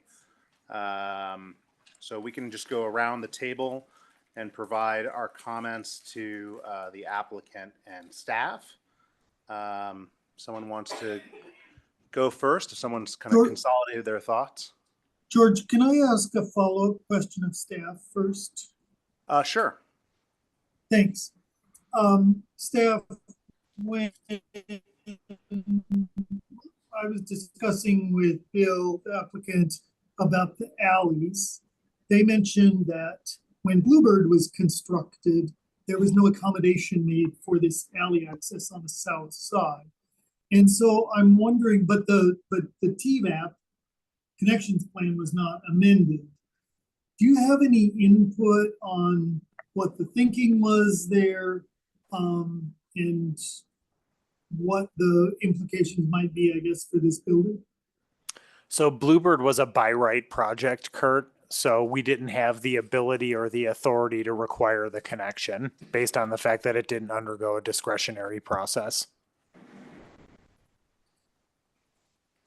Interesting. Okay, so I didn't realize that these would only apply in that case. So then, as staff, what is your approach in this case if the determination were made, and I'm not saying that is the determination that would be made, but if the determination were made that the alley on the south side, as shown on the TVAP connections plan, is appropriate, would it be then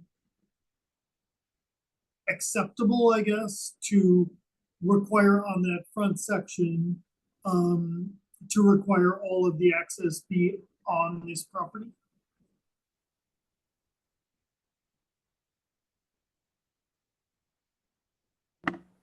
I'm sorry, Kurt, I'm not sure I understand the question. Well, so Bill was saying that usually when there's a connection shown like that is along the property line, that half of the right-of-way width gets taken from one property and half from the other. In this case, Bluebird was built, as you say, by right. Right. No accommodation was made for that alley access in the right-of-way for that.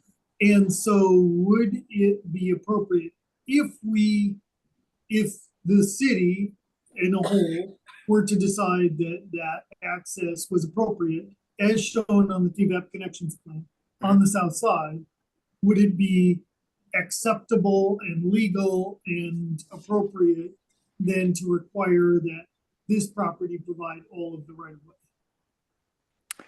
I think there would be a design solution there. I think there's probably some kind of magic in the details, but I think there's a solution there that we'd be able to work toward. I guess Can I jump in? Okay. Can I jump in with just a point of clarification? Yeah. Bluebird is the recent housing project, correct? Correct.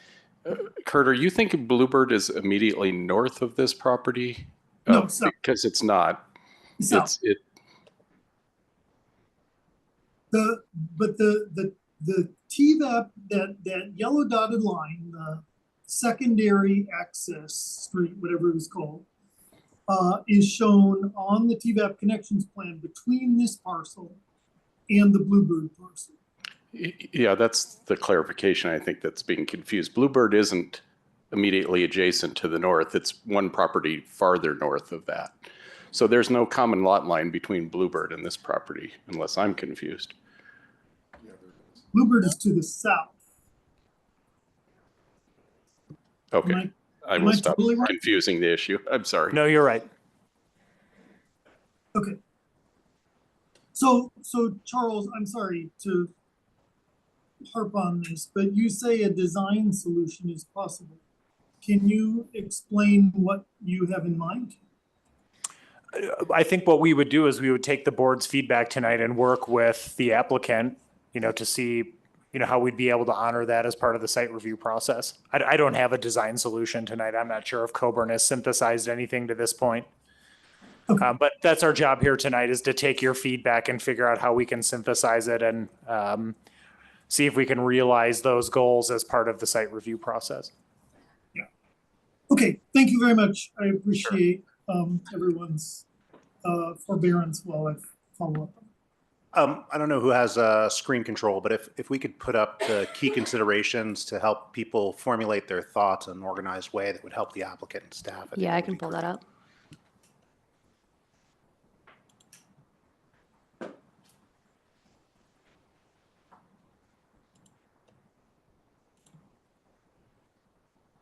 Okay, there it is. Great, thank you. Does anyone have their thoughts together and want to go first?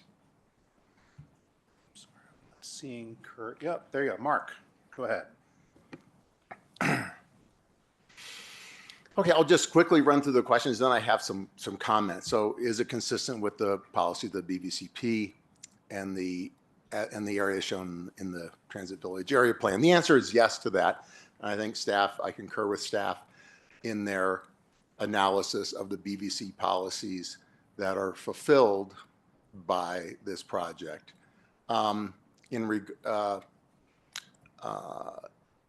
think we've asked a lot of questions about connections tonight. I think that those questions, to me, betray both concern and I think for me, possibility and excitement that this site offers in terms of connection, especially pedestrian bike connections. And so I'll just simply say that the open space, that south-facing courtyard, and I'm so lost in this alley discussion that I think I'm generally in favor of that this alley that would be located to the south would be eliminated and converted to open space. I am all for maximizing the open space as long as the pedestrian and bike connections that might cut through that open space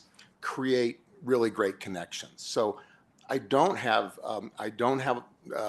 a desire to create more even slow-moving car connections. I have a desire to create really great ped bike connections, especially to the south and somewhat to the east. I think about transit-oriented development, and I think someday maybe RTD will reopen the bus station and, you know, they're in TVAP, and hey, we can have people getting up to catch a plane and walk over to the bus station and take the AB2 when it ever comes back and go to the airport or whatever. So anyway,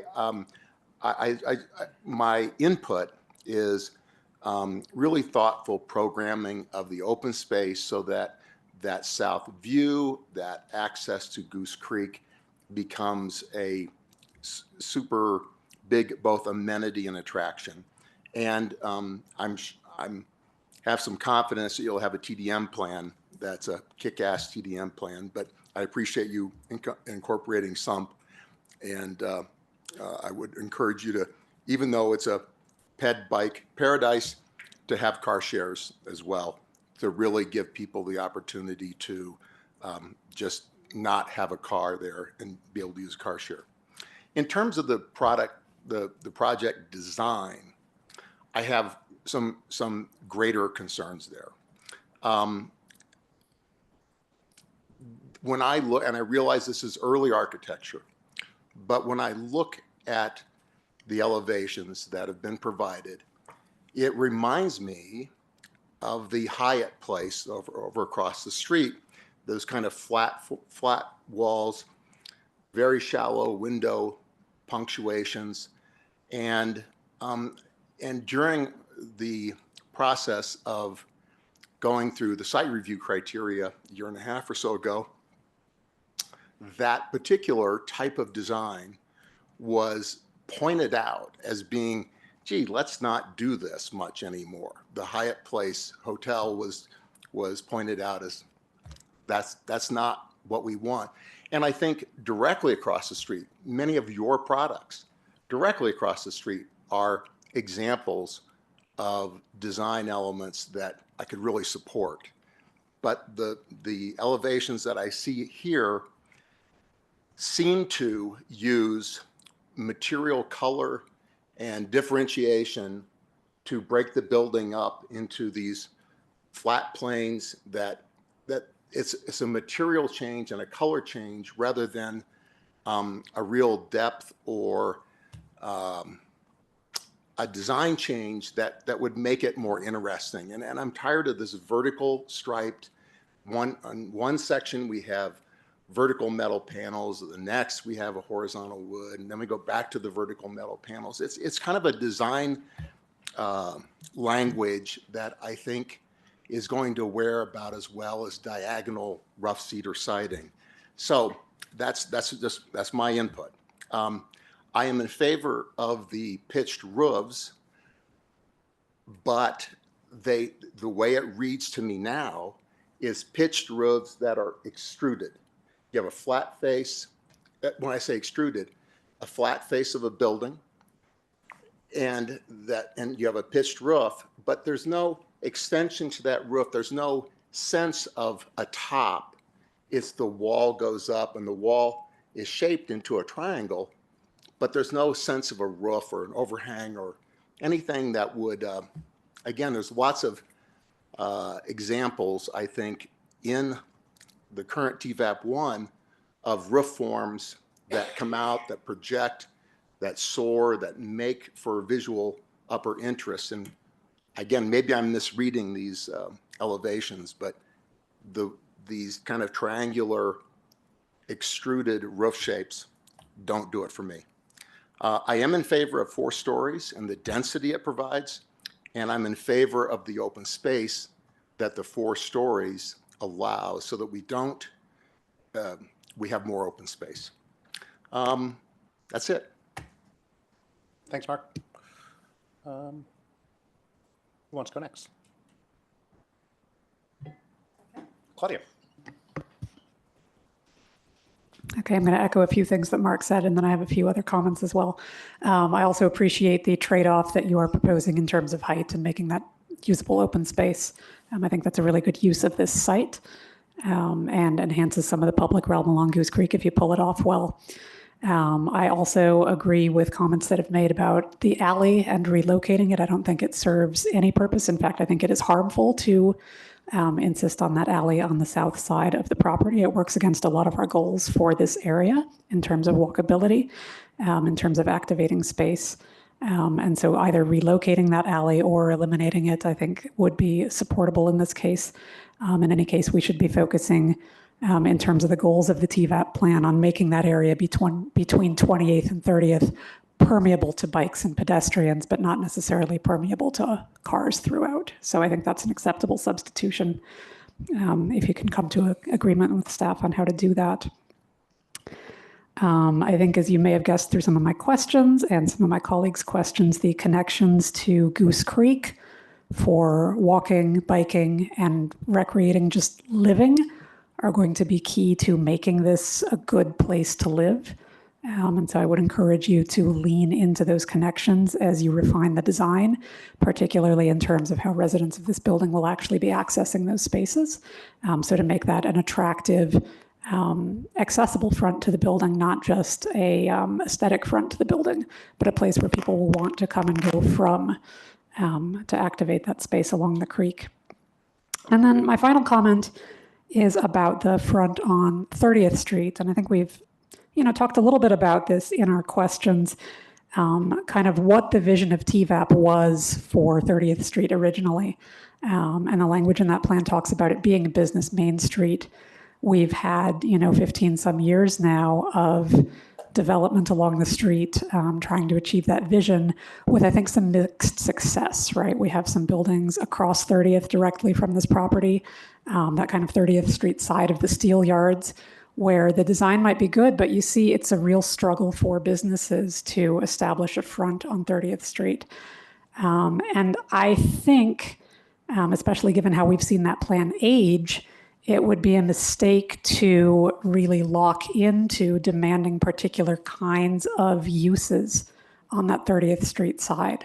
So I am open to seeing residential accessory uses in the ground floor of this building, if that does turn out to be the best approach, because I think that is preferable to having empty or unactivated retail space. And I get the impression we may be seeing more of that in this 30th Street corridor. So I would like us to take those trade-offs seriously, what we might risk in getting too prescriptive about actual building uses in this site. So I'm interested in what kind of residential accessory uses you could put on that ground floor that would actually activate that streetscape. I think that's it for my comments. Great. Go virtual to Kurt. Thank you. Let's see. I guess I will agree with some of my colleagues and disagree in some other ways. Regarding the connections, I do not think that it would be appropriate to actually relocate the alley to the north side, because that would put the alley just across that fairly narrow lot that's north of this lot. That distance, which is maybe 60 feet or something like that, away from the existing Bluff Street, the newly constructed Bluff Street. And that, to me, there's no point in having a street and then an alley just 60 feet or so away. It may also not be consistent with our DCS access spacing standards. I don't know about that. So I guess I will disagree with my colleagues in saying that I think that it would be quite appropriate to have the alley on the south side as shown in the the TVAP connections plan, if the access then were taken off of that alley. So that would completely, it would open up that north side. It would allow for the entire building to be moved north, or for more green space on the north side, or I don't know what. But it would significantly change the layout, and it would allow for what seems to me to be a more efficient use of space, in that you're taking the access off of that alley rather than having a separate drive aisle off of 30th and then some other kind of connection, not a vehicular connection, but a multi-use path or something on the south side. To me, it would end up resulting in less pavement, which I think is an appropriate goal. So I would either support keeping that alley connection as it is shown on the south side and then on the west side of the lot, and then connecting up to Bluff, or just eliminate and put in just a pedestrian connection, I guess, on the south side. I certainly agree that connections to Goose Creek and the Goose Creek Path are very important. And I think that message is coming through loud and clear here. I also think that the height is appropriate, especially given the pitched roofs, and I'll get back to that in a moment. I don't think, so sorry, still talking about consistency with the BVCP and the TVAP. I sort of talked about consistency with the TVAP. In terms of BVCP, I lost the particular policy, but there's a policy, or actually multiple policies talking about the pedestrian realm and the quality of that. And I think that the grade, as shown, the elevated grade, does not appropriately result in a welcoming pedestrian environment. To me, it feels like a very off-putting building. I'm reminded of some castles in Europe or Japan or something, where they're sitting up above everybody else to show their power, and that is not what we want to have here. I think we can agree. So my understanding is that the alternative, as the applicant states it, is if we don't have that elevation, then there's more parking around to the rear, And that I think would potentially be an acceptable trade-off. Another possibility, of course, would simply be less parking. And I think that Mark at least talked about other possibilities for ways to create a really robust TDM plan and incorporate less parking into the project overall. So I would support that, but in any case, I would support some kind of alternative that doesn't result in that grade elevation that results in I think, a poor pedestrian environment on 30th. In terms of the just building design, I actually really like the blue portion of the building with that serrated roof line.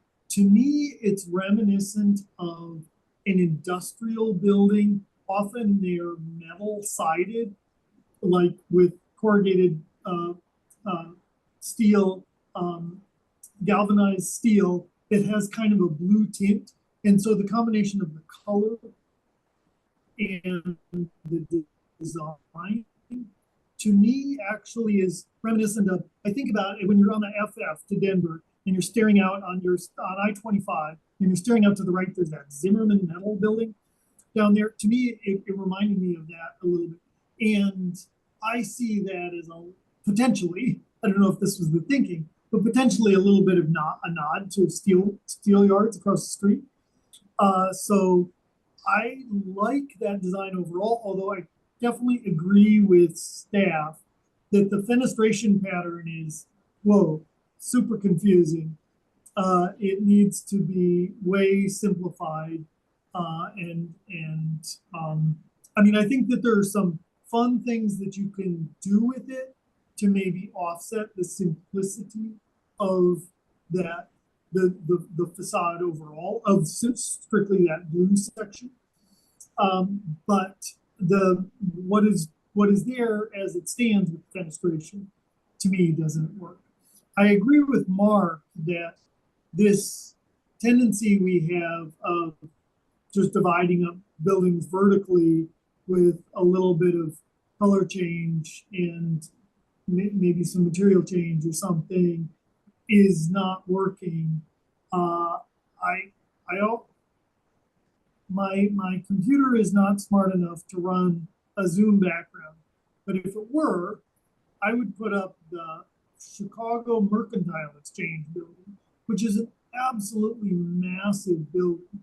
It's, I don't know, an 1/8 of a mile long or something. It's all one color. It's all white, but it is the most regal and elegant building you can imagine. It is a vast building, and I find it to be absolutely stunning. And that's the kind of architecture that we are not getting, unfortunately, in Boulder because of, I think, a historic tendency to sort of over-articulate or over-differentiate the sections. So just something to think about there. But I appreciate the relative simplicity overall of the design relative to some of the things that we've seen lately, which I feel are even more too busy. So I appreciate that. Those are my comments. Thanks, Kurt. Go ahead, Mason. Yeah, so not a lot of new things to say. I think that everyone's touched on the importance of the connections for the pedestrian bike. I am totally in line with Kurt's notion of needing to bring this on the street level and understanding there may be some trade-offs there, given the location, the access to bike, bus, things of that nature. I think that the TDM could be supremely robust and justify parking reductions, which I think is in line with BVCP and the Transit Village Area Plan. I do think this overall project is in line. I think if you read it, the TVAP literally, and this was mentioned, that there are some issues, but there's been, as also noted in presentations, there's been updates in zoning, prioritization, and this plan is due to be updated to maybe catch up with some of that. So I'm not for those areas where it is a little bit disjoint. I'm not as worried about. Speaking to the, so I do believe it's largely in line. Speaking to the number 2 here, I think rather than repeat what's already been said, I'll give my little nuanced view of the much discussed alleyway. I like the idea of getting rid on the south. I thought a pedestrian path made a lot more sense there. I also like the idea of the pedestrian addition on the west side. I do think that alleyways are useful for, as Kurt said, we don't need to create more methods for slow moving cars. I 100% agree with that sentiment. But I do think there are other uses for alleyways, such as, movement of service vehicles, movement of emergency vehicles, things of that nature. And I think it could be an opportunity for further distribution of pedestrians and bikes and things of that nature. So I do like the idea of reserving not only at the split, the much talked about jog that we have, not only reserving right there for an alleyway, but along the west side as well, just in case it works out in the future that we can have something that would then continue that pedestrian movement up and to the Bluff Street from there. And that would avoid people from having to go all the way over to 30th and then go up, which may be force them to either be on 30th themselves or, walk along the sidewalk, which hopefully will be busy with people using the shops and things of that nature on the front. Let's see here. Let me look at my notes real quick to make sure I've touched everything.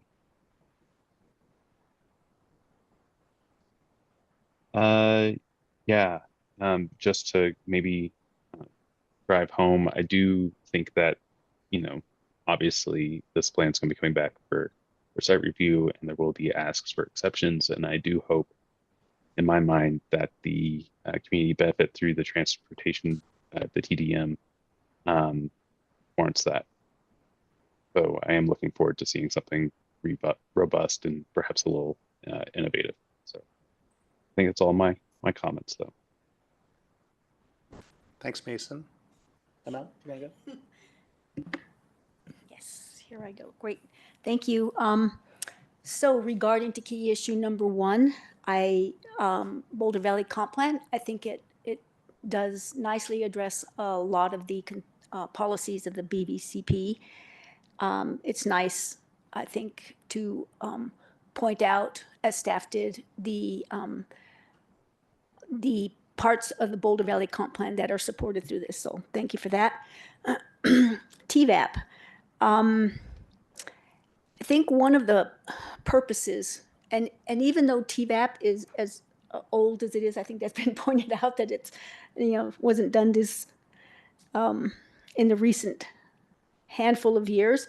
An area plan creates synergy and connection beyond the site. I mean, that is the point of those area plans. And on that note, I think that the staff pointed out that that there's an existing view shed, that there's an existing view across that site. And so I don't think anybody spoke to that. But one of the things I'm going to stress and kind of help remind the project is that it is part of a bigger vision for that area, and the reactivation or the activation, because really it wasn't active before, of 30th Street as a place. And I think that the work that's been done at Pearl and 30th and north and south of that has started to point to what's possible. So I think that the question about the contribution of this project to a business Main Street, I think that needs to be activated. And just as a note, site review does require TVAP consistency. So you will have to come back with very direct how you considered the requirements of TBAP. And I would just go holistic. You know, it's a bigger area. And if you're not doing it exactly on your site, where is it happening? I appreciated your diagrams of 5-minute, 15-minute sort of thing. But I think we have to think about it as that not every single site can do everything, but we need to know that it is contributing. So those are my thoughts about number 1. On number 2, I think you've heard it over and over. Obviously, the alley needs to be resolved because it'll change your project a lot to actually have that on there. And if it does go on the south, you know, how is it activated in part of a connection to the Goose Creek and everything that's happening down there? But I think that needs to be resolved. I will go back to the zoning, BT1. BT1 points to a primary commercial as one of the components of that zoning. And I would encourage you to strengthen and create a relationship to 30th. And so you've heard it again and again, activating a public connection. I think that that's a really important opportunity for this site. And I look forward to seeing it activated through the BT1 requirements. Again, site review will require zoning consistency. So I'll be looking for that. The building itself, I think once you begin to address the TVAP and BT1 consistencies, I'll look for the mass and scale to be reduced. I think you have to take a look at how this building fits with the adjacencies. And again, the view and the relationship to its bigger context. I think that that is really important. It's not an isolated project. Let's get us, you know, let's get the highest FAR we can. Let's get as many units on here.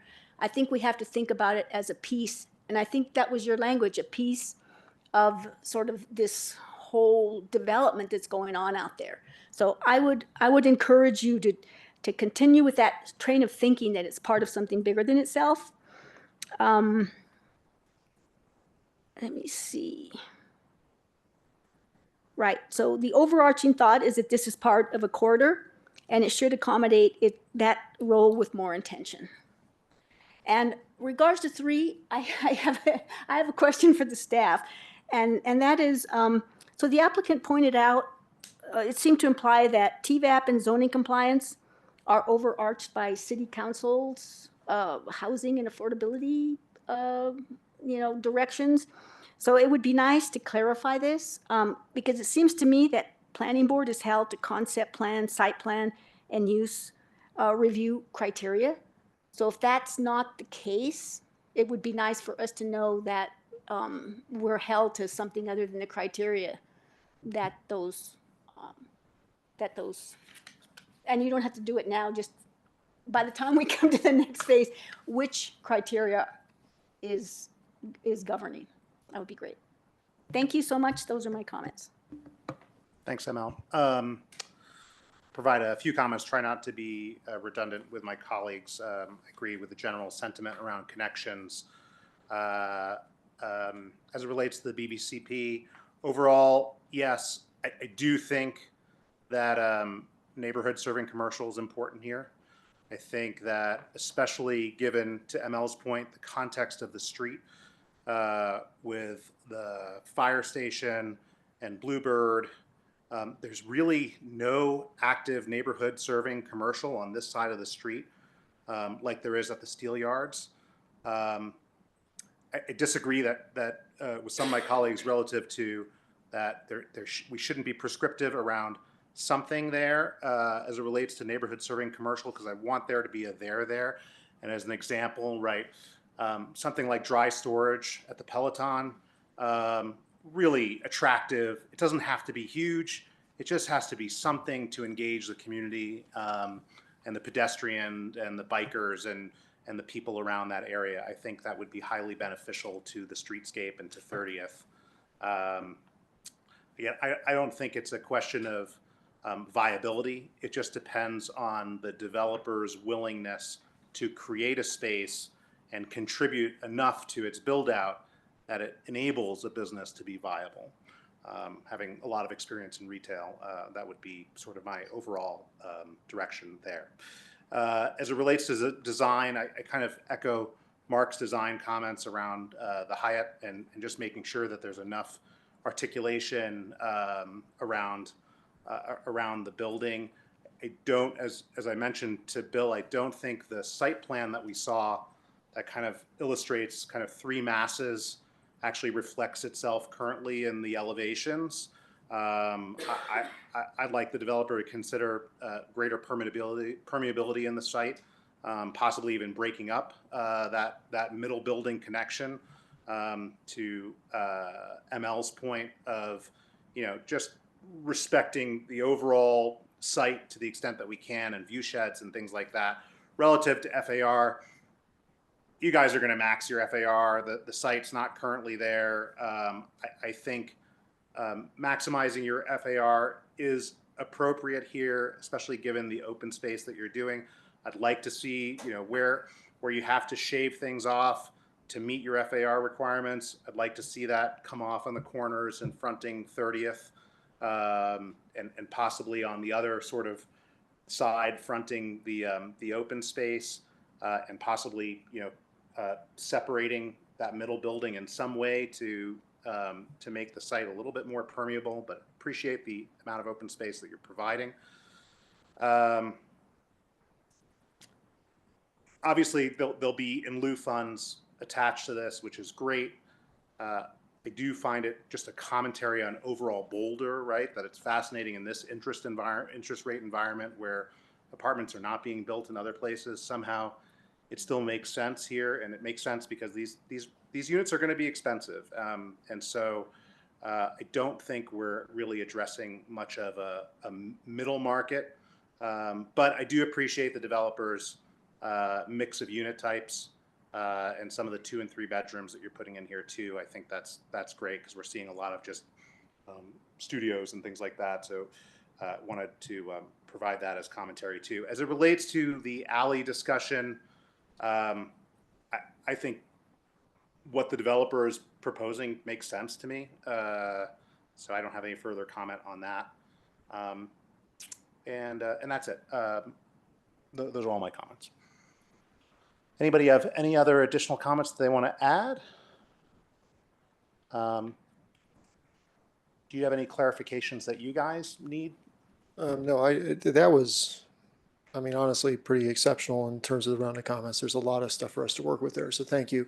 Although I will say my heart kind of hurts that you compared anything we drew to a 45-degree cedar siding, but I'll make my peace with it. No, but seriously, that was a really good discussion. I think we hear you on the commercial on 30th. We hear you on the connections plan. We hear you on the architecture. I think there's a lot of stuff for us to work on. And thank you. It was very productive and constructive. Appreciate it. Thank you.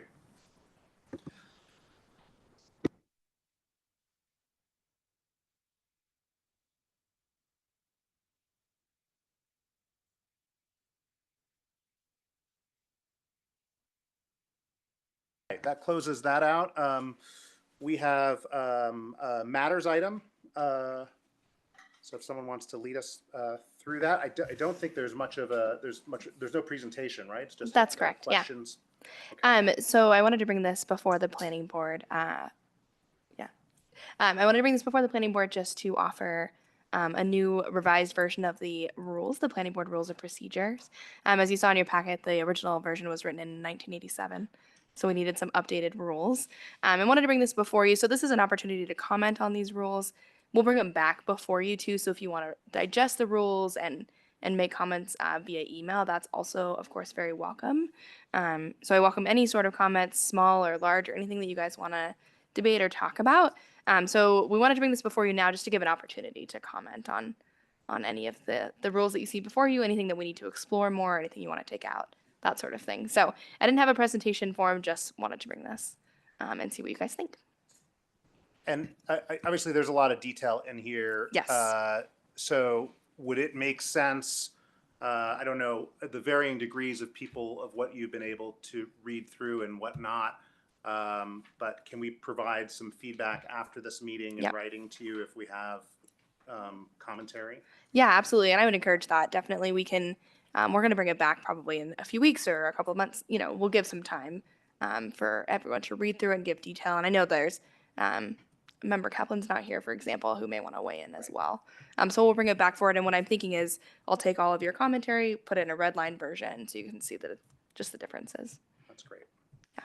Does anyone have any clarifications or things they want to bring up now? Otherwise, I would recommend that the board send our comments. Right, go ahead. Thank you. So I am looking at Chapter 3, Section 3.2, regular meetings and special meetings.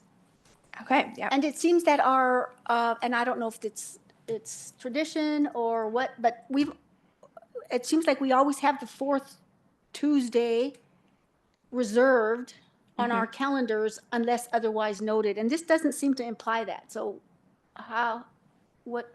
Yeah, so this originally, the regular special meetings came from our original rules. We can amend them. The way that it works now, and please planning staff, clarify if I'm wrong, but we reserve the first and the third Tuesdays for meetings. And then the fourth one is kind of a hold in case there's more things we need to discuss. That's correct. Yeah. And we don't meet on the second Tuesday. Right. So this doesn't really imply that this special meetings Yeah. doesn't say that it's held. Because Yeah, I'm and thinking, it's- I don't have to hold that fourth one, but if we do, it'd be nice to see that we do. Yeah. We should, yeah. I think the practice has been we Or the hold it third and then we cancel it if we need to. So we could do that and then maybe just have a note that says if we need to add an extra meeting, we'll talk to you guys about it. Because or- I think we're correct me if I'm wrong, but I think we're asked to have that fourth Tuesday. Yeah, it's on the calendar. I Right, believe. it's on the calendar and everything, and so this doesn't imply that we should put it on our calendar. Put it on the Anyway, calendar. Okay, I'll amend that to match practice. clarifying just for those of us who take things literally. Yeah, absolutely. And then I had put a note out about, and this would be just in the, I guess it'd be the agenda order or the agenda page about does it make sense for us to include an Indigenous land acknowledgement as part of the planning board? Yeah, and I'm going to defer to Brad on this one, actually. Thank you for your Cool. email. I saw it earlier today. Sure. Yeah. Thank you, Brad. Yeah, thank you. Good evening, planning board members. Brad Mueller with planning. We've talked very, very briefly or exchanged messages internally about this. One thing I want to bring to the board's consideration is that the city council currently does not have that practice. We do try to defer to them in terms of the nature of our agendas and the order and noticing and have some parity with that. I would be a little hesitant to get out ahead of a practice that council isn't currently undertaking. Obviously, if the board feels strongly about that, I could bring that up with the city manager's office. But I do know that they try to balance efficiency with consideration for those, and there are many other mechanisms where we recognize those Indigenous land acknowledgements as well. So just something to keep in mind there. Now, did we just recently craft our acknowledgement? I mean, that's kind of is that a new thing that came out more? It's been a couple years, Yeah, a yeah. couple years. Oh. In a couple different contexts. I mean, Okay. there has been, and Charles, maybe you can keep me honest on this, but I think there's been a years-long rolling and increasing engagement with Indigenous communities, and that's been kind of a tiered approach of interactions, including with open space and things like that. I think the acknowledgement that is available on certain documents is maybe a year and a half old is kind of what I'm remembering. And it's labeled as staff, like land acknowledgement. Yeah, and it's more in correspondence and things like that. So not terribly new, I guess, is an answer to your Right. question. I guess I would encourage us to see what we can do to get it onto. I mean, I attend meetings in other jurisdictions, Mhm. and especially the Pacific Northwest, and they and Vancouver and and they always acknowledge Mm-hmm. the indigenous sort of land, and I wonder why we don't. Yeah. And so maybe just, I'll be happy to raise the question. And just for clarity, are you talking about adding that maybe to the agenda cover and things like that as a written acknowledgement? I mean, I would defer to what can we do? Okay. I just think the fact that acknowledging it, I think the timing is good. And Yeah. especially as you say, I love that Parks and Open Space are bringing in indigenous voices when they're working like that Yeah. particular park that they're working on right now. Yeah. So I think it would be a right time for Okay. us to step up. Well, I'll definitely raise that with the executive management. Thank you. I do want to say a thank you to Laurel and maybe Charles. You were part of this. I don't know, so keep me honest in that regard. But for lifting this up as something for us to take a look at. All Laurel. All Laurel. Okay, thank you, Laurel. For I did lifting look at this the up. packet. But I think it was your initiative, Laurel, It's that excellent. we look at it in recognizing it hadn't been done since 1987. So When I think started, just I said. yeah. So thank you for doing that, and maybe just a recommendation to the board when you submit any comments, please make sure you do that in 1987's typewriter font, so that we are tracking clearly on our efforts. pull it out. When we submit comments, should we be submitting them individually to you and not copying everyone, or does it matter? I'm just curious. It doesn't matter as long as you don't start a conversation about them, right? So if you submit something and then Mark responds all and says, I agree or whatever, we don't want to do that. But feel free to send them directly to me or to planning board, yeah. Oh, sorry, Kurt, I was muted. Thank you, I was- because I I had the was, same question, I think. Yeah, just so you heard what I asked when we submit any commentary by email, it's totally fine to copy the planning board on it, but what's not fine is for us to comment as a group against whatever someone sends in. Obviously, And then it that's- turns into a meeting, Yeah. a digital meeting. Yeah, and we thank don't you. want to- Appreciate that Yeah. clarity. Go ahead, Kurt. Great, thank you. Nope, that was my question. Thank you.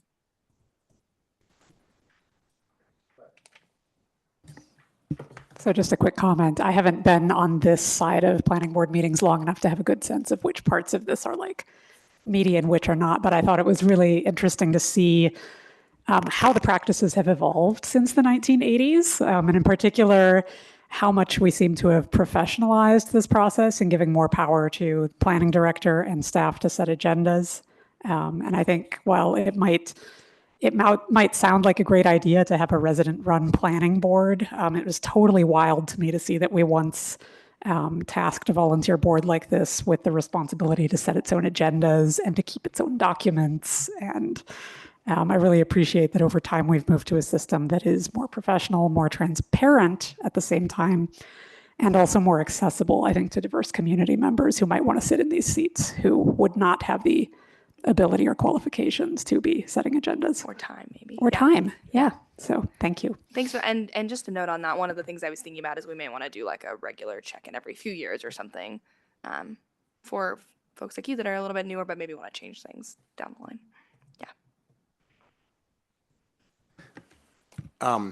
As many of you know, I'm kind of a procedural kind of guy. So I have some comments and I've written them up and I'm happy to submit them in writing, but I think some of them, at least I would like to present to all of you so that as we provide written comments, maybe there's some thinking that goes on between now and then. So if you indulge me for just a couple minutes, I do have some comments. And the first one is how appreciative I am of this effort because we've struggled at different times in my tenure on the board, which is only 2 years and a couple of months, with some procedural things. So I'm super appreciative of this.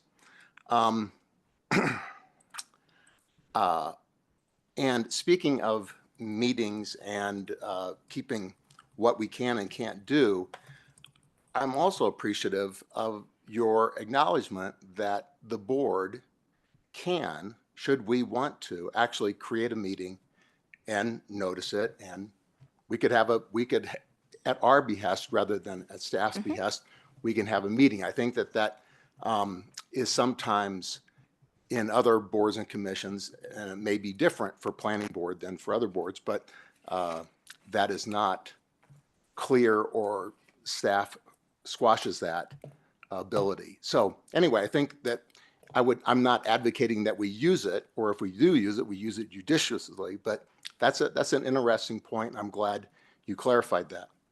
And I think something we need to keep in mind should an occasion arise where we have something we want to discuss, and it may be different than a staff set agenda item. Okay. I have some comments about motion making, and I know that this is a technical document and it's rules, but there are moments in here where we encourage certain things. Sure. And I would encourage in the document that that board members do their best to prepare motions in advance, at least a draft of a motion, and that motion you might edit it in real time during a meeting as circumstances change, but that board members both not rely solely on staff to draft a motion, and two, that they task themselves with crafting a motion as best they can in advance, and that if they need staff's help, you need to go to staff in advance versus on the fly in the meeting. So anyways, language around drafting motions in advance. In kind of like an encouraging way. Mhm. Yeah. Okay.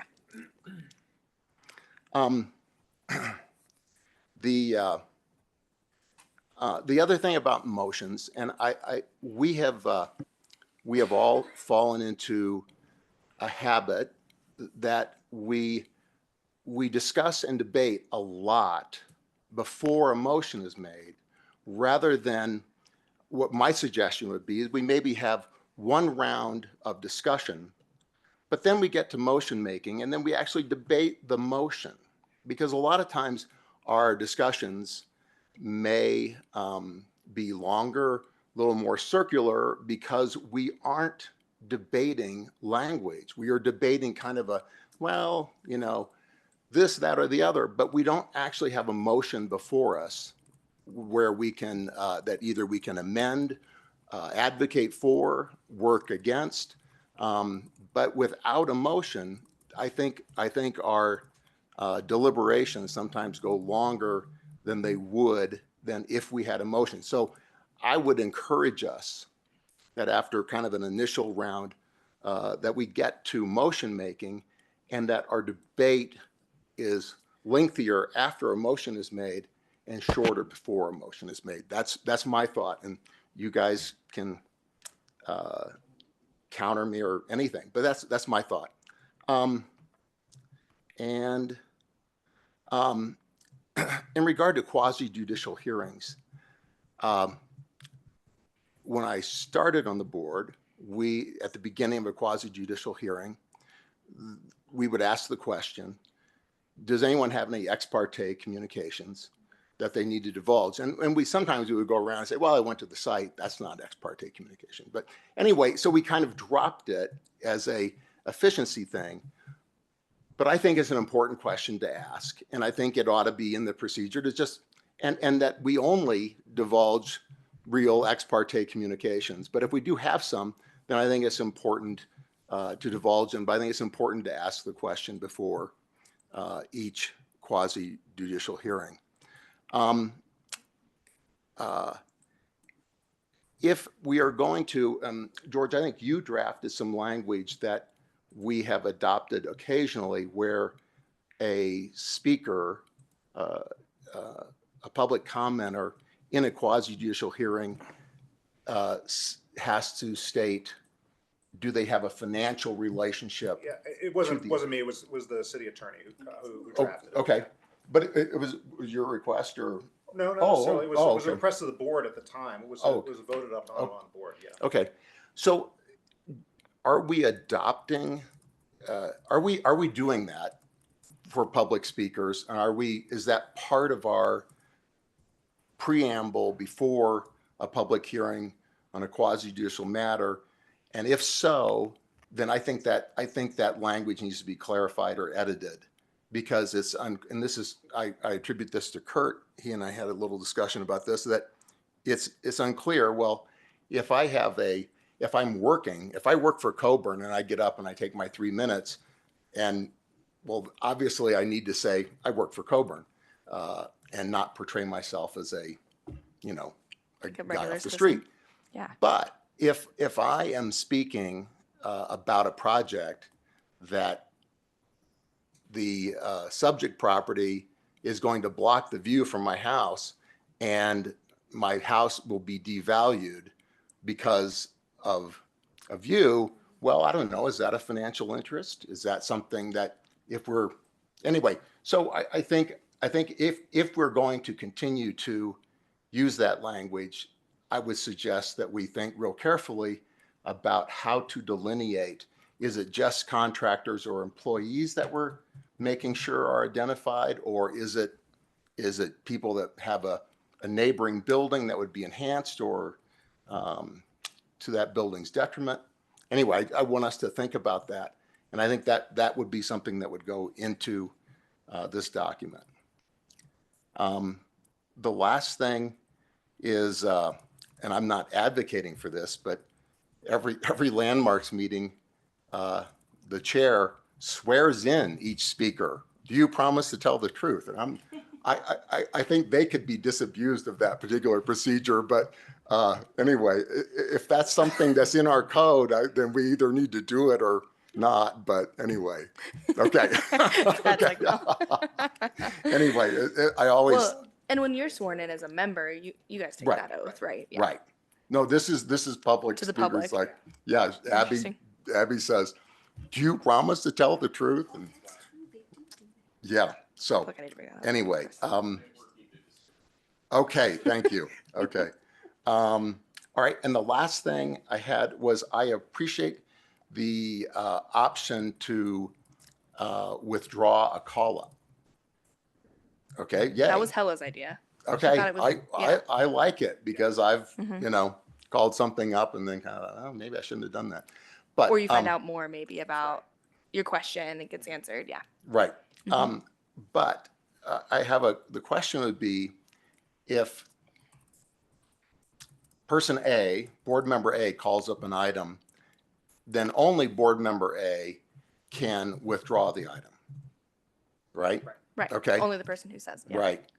But would, after board member A withdraws the item, if it was still within the allowable time window, could board member B say, no, I want to carry on with that call up? If it's within the call-up period, Yeah. Yeah. But usually the call-up period ends usually the day after the planning board hearing. Yeah, right? typically we try to time it that way, but not always. Yeah. Okay. So yes, if it's Okay. within the call-up period. And the other thing that we discussed too is if two members are interested and one withdraws and the other person is still interested, then it would stay a called up item. Okay. Mm-hmm. All right. Okay. Last thing. I said last thing last time, but last thing. I do want us to be consistent about our 24-hour submission window. And I think sometimes we grant applicants a greater flexibility than public speakers. And I think sometimes our public contributors have some really great things. And anyway, I would encourage us to, if we're extending flexibility to applicants, then extend that flexibility to public commenters, or be rigid about both, or whatever. Yeah. And one of the things that we want to avoid is a few meetings ago, somebody brought something to the meeting to share, but then Right. those who are online can't see it. Yeah. So Yeah. that's part of the reason we want to try to Yeah. avoid is keep everything in the packet. Yeah, in but- general, I think it's a good rule, and I support it. But I just, if we're going to have a little flexibility, if someone's at hour 23 or whatever. Or 8 and- a.m. that morning or something. Yeah. Yeah. Okay. Sure. Just to make sure we kind of have a general flexibility that extends to both. Okay, that's really it. Great. Anybody else? I'm planning to submit my stuff in writing. Super. No, Great. Okay. And you'll see the red line version, so you'll see all the Yeah, changes. awesome. Yeah. Mhm. Thank you. Appreciate that. It's great. All right, let me get back to our agenda. I think that was it, except for any additional matters or other things that we have to discuss. Anybody? Regarding the this is more of a calendar check item. Regarding the June 4th meeting, we just have Yeah. that one matters item on the agenda right now. I checked with people in the department and with Brad. It looks like we're okay to move that one forward to the 18th meeting, which would allow us to cancel the June 4th, Okay, that's great. if you all want to. Yeah, we had talked about that in our agenda setting meeting because we have a light. And the reality of planning board is, especially for new members, right? Like there are times when we have very little, and then there's going to be times when we're going to have to insert a meeting because we just are slammed with stuff. And so to the extent that we don't, we can keep our meetings as simple as And just possible. as long as you guys are okay with stacking agendas like that, but I think it's a great suggestion. Okay, great. Kind of lumps it two comprehensive planning items together in one night, so. Yeah, and what do you think? I mean, we're still within what, like a 3 hour or so time? Yeah, frame with probably that? so. Yeah, I would say 4 hours max. 4 hours max. Okay, that's great. All right. That's awesome. Which meeting are we canceling? The 4th? June 4th. June 4th.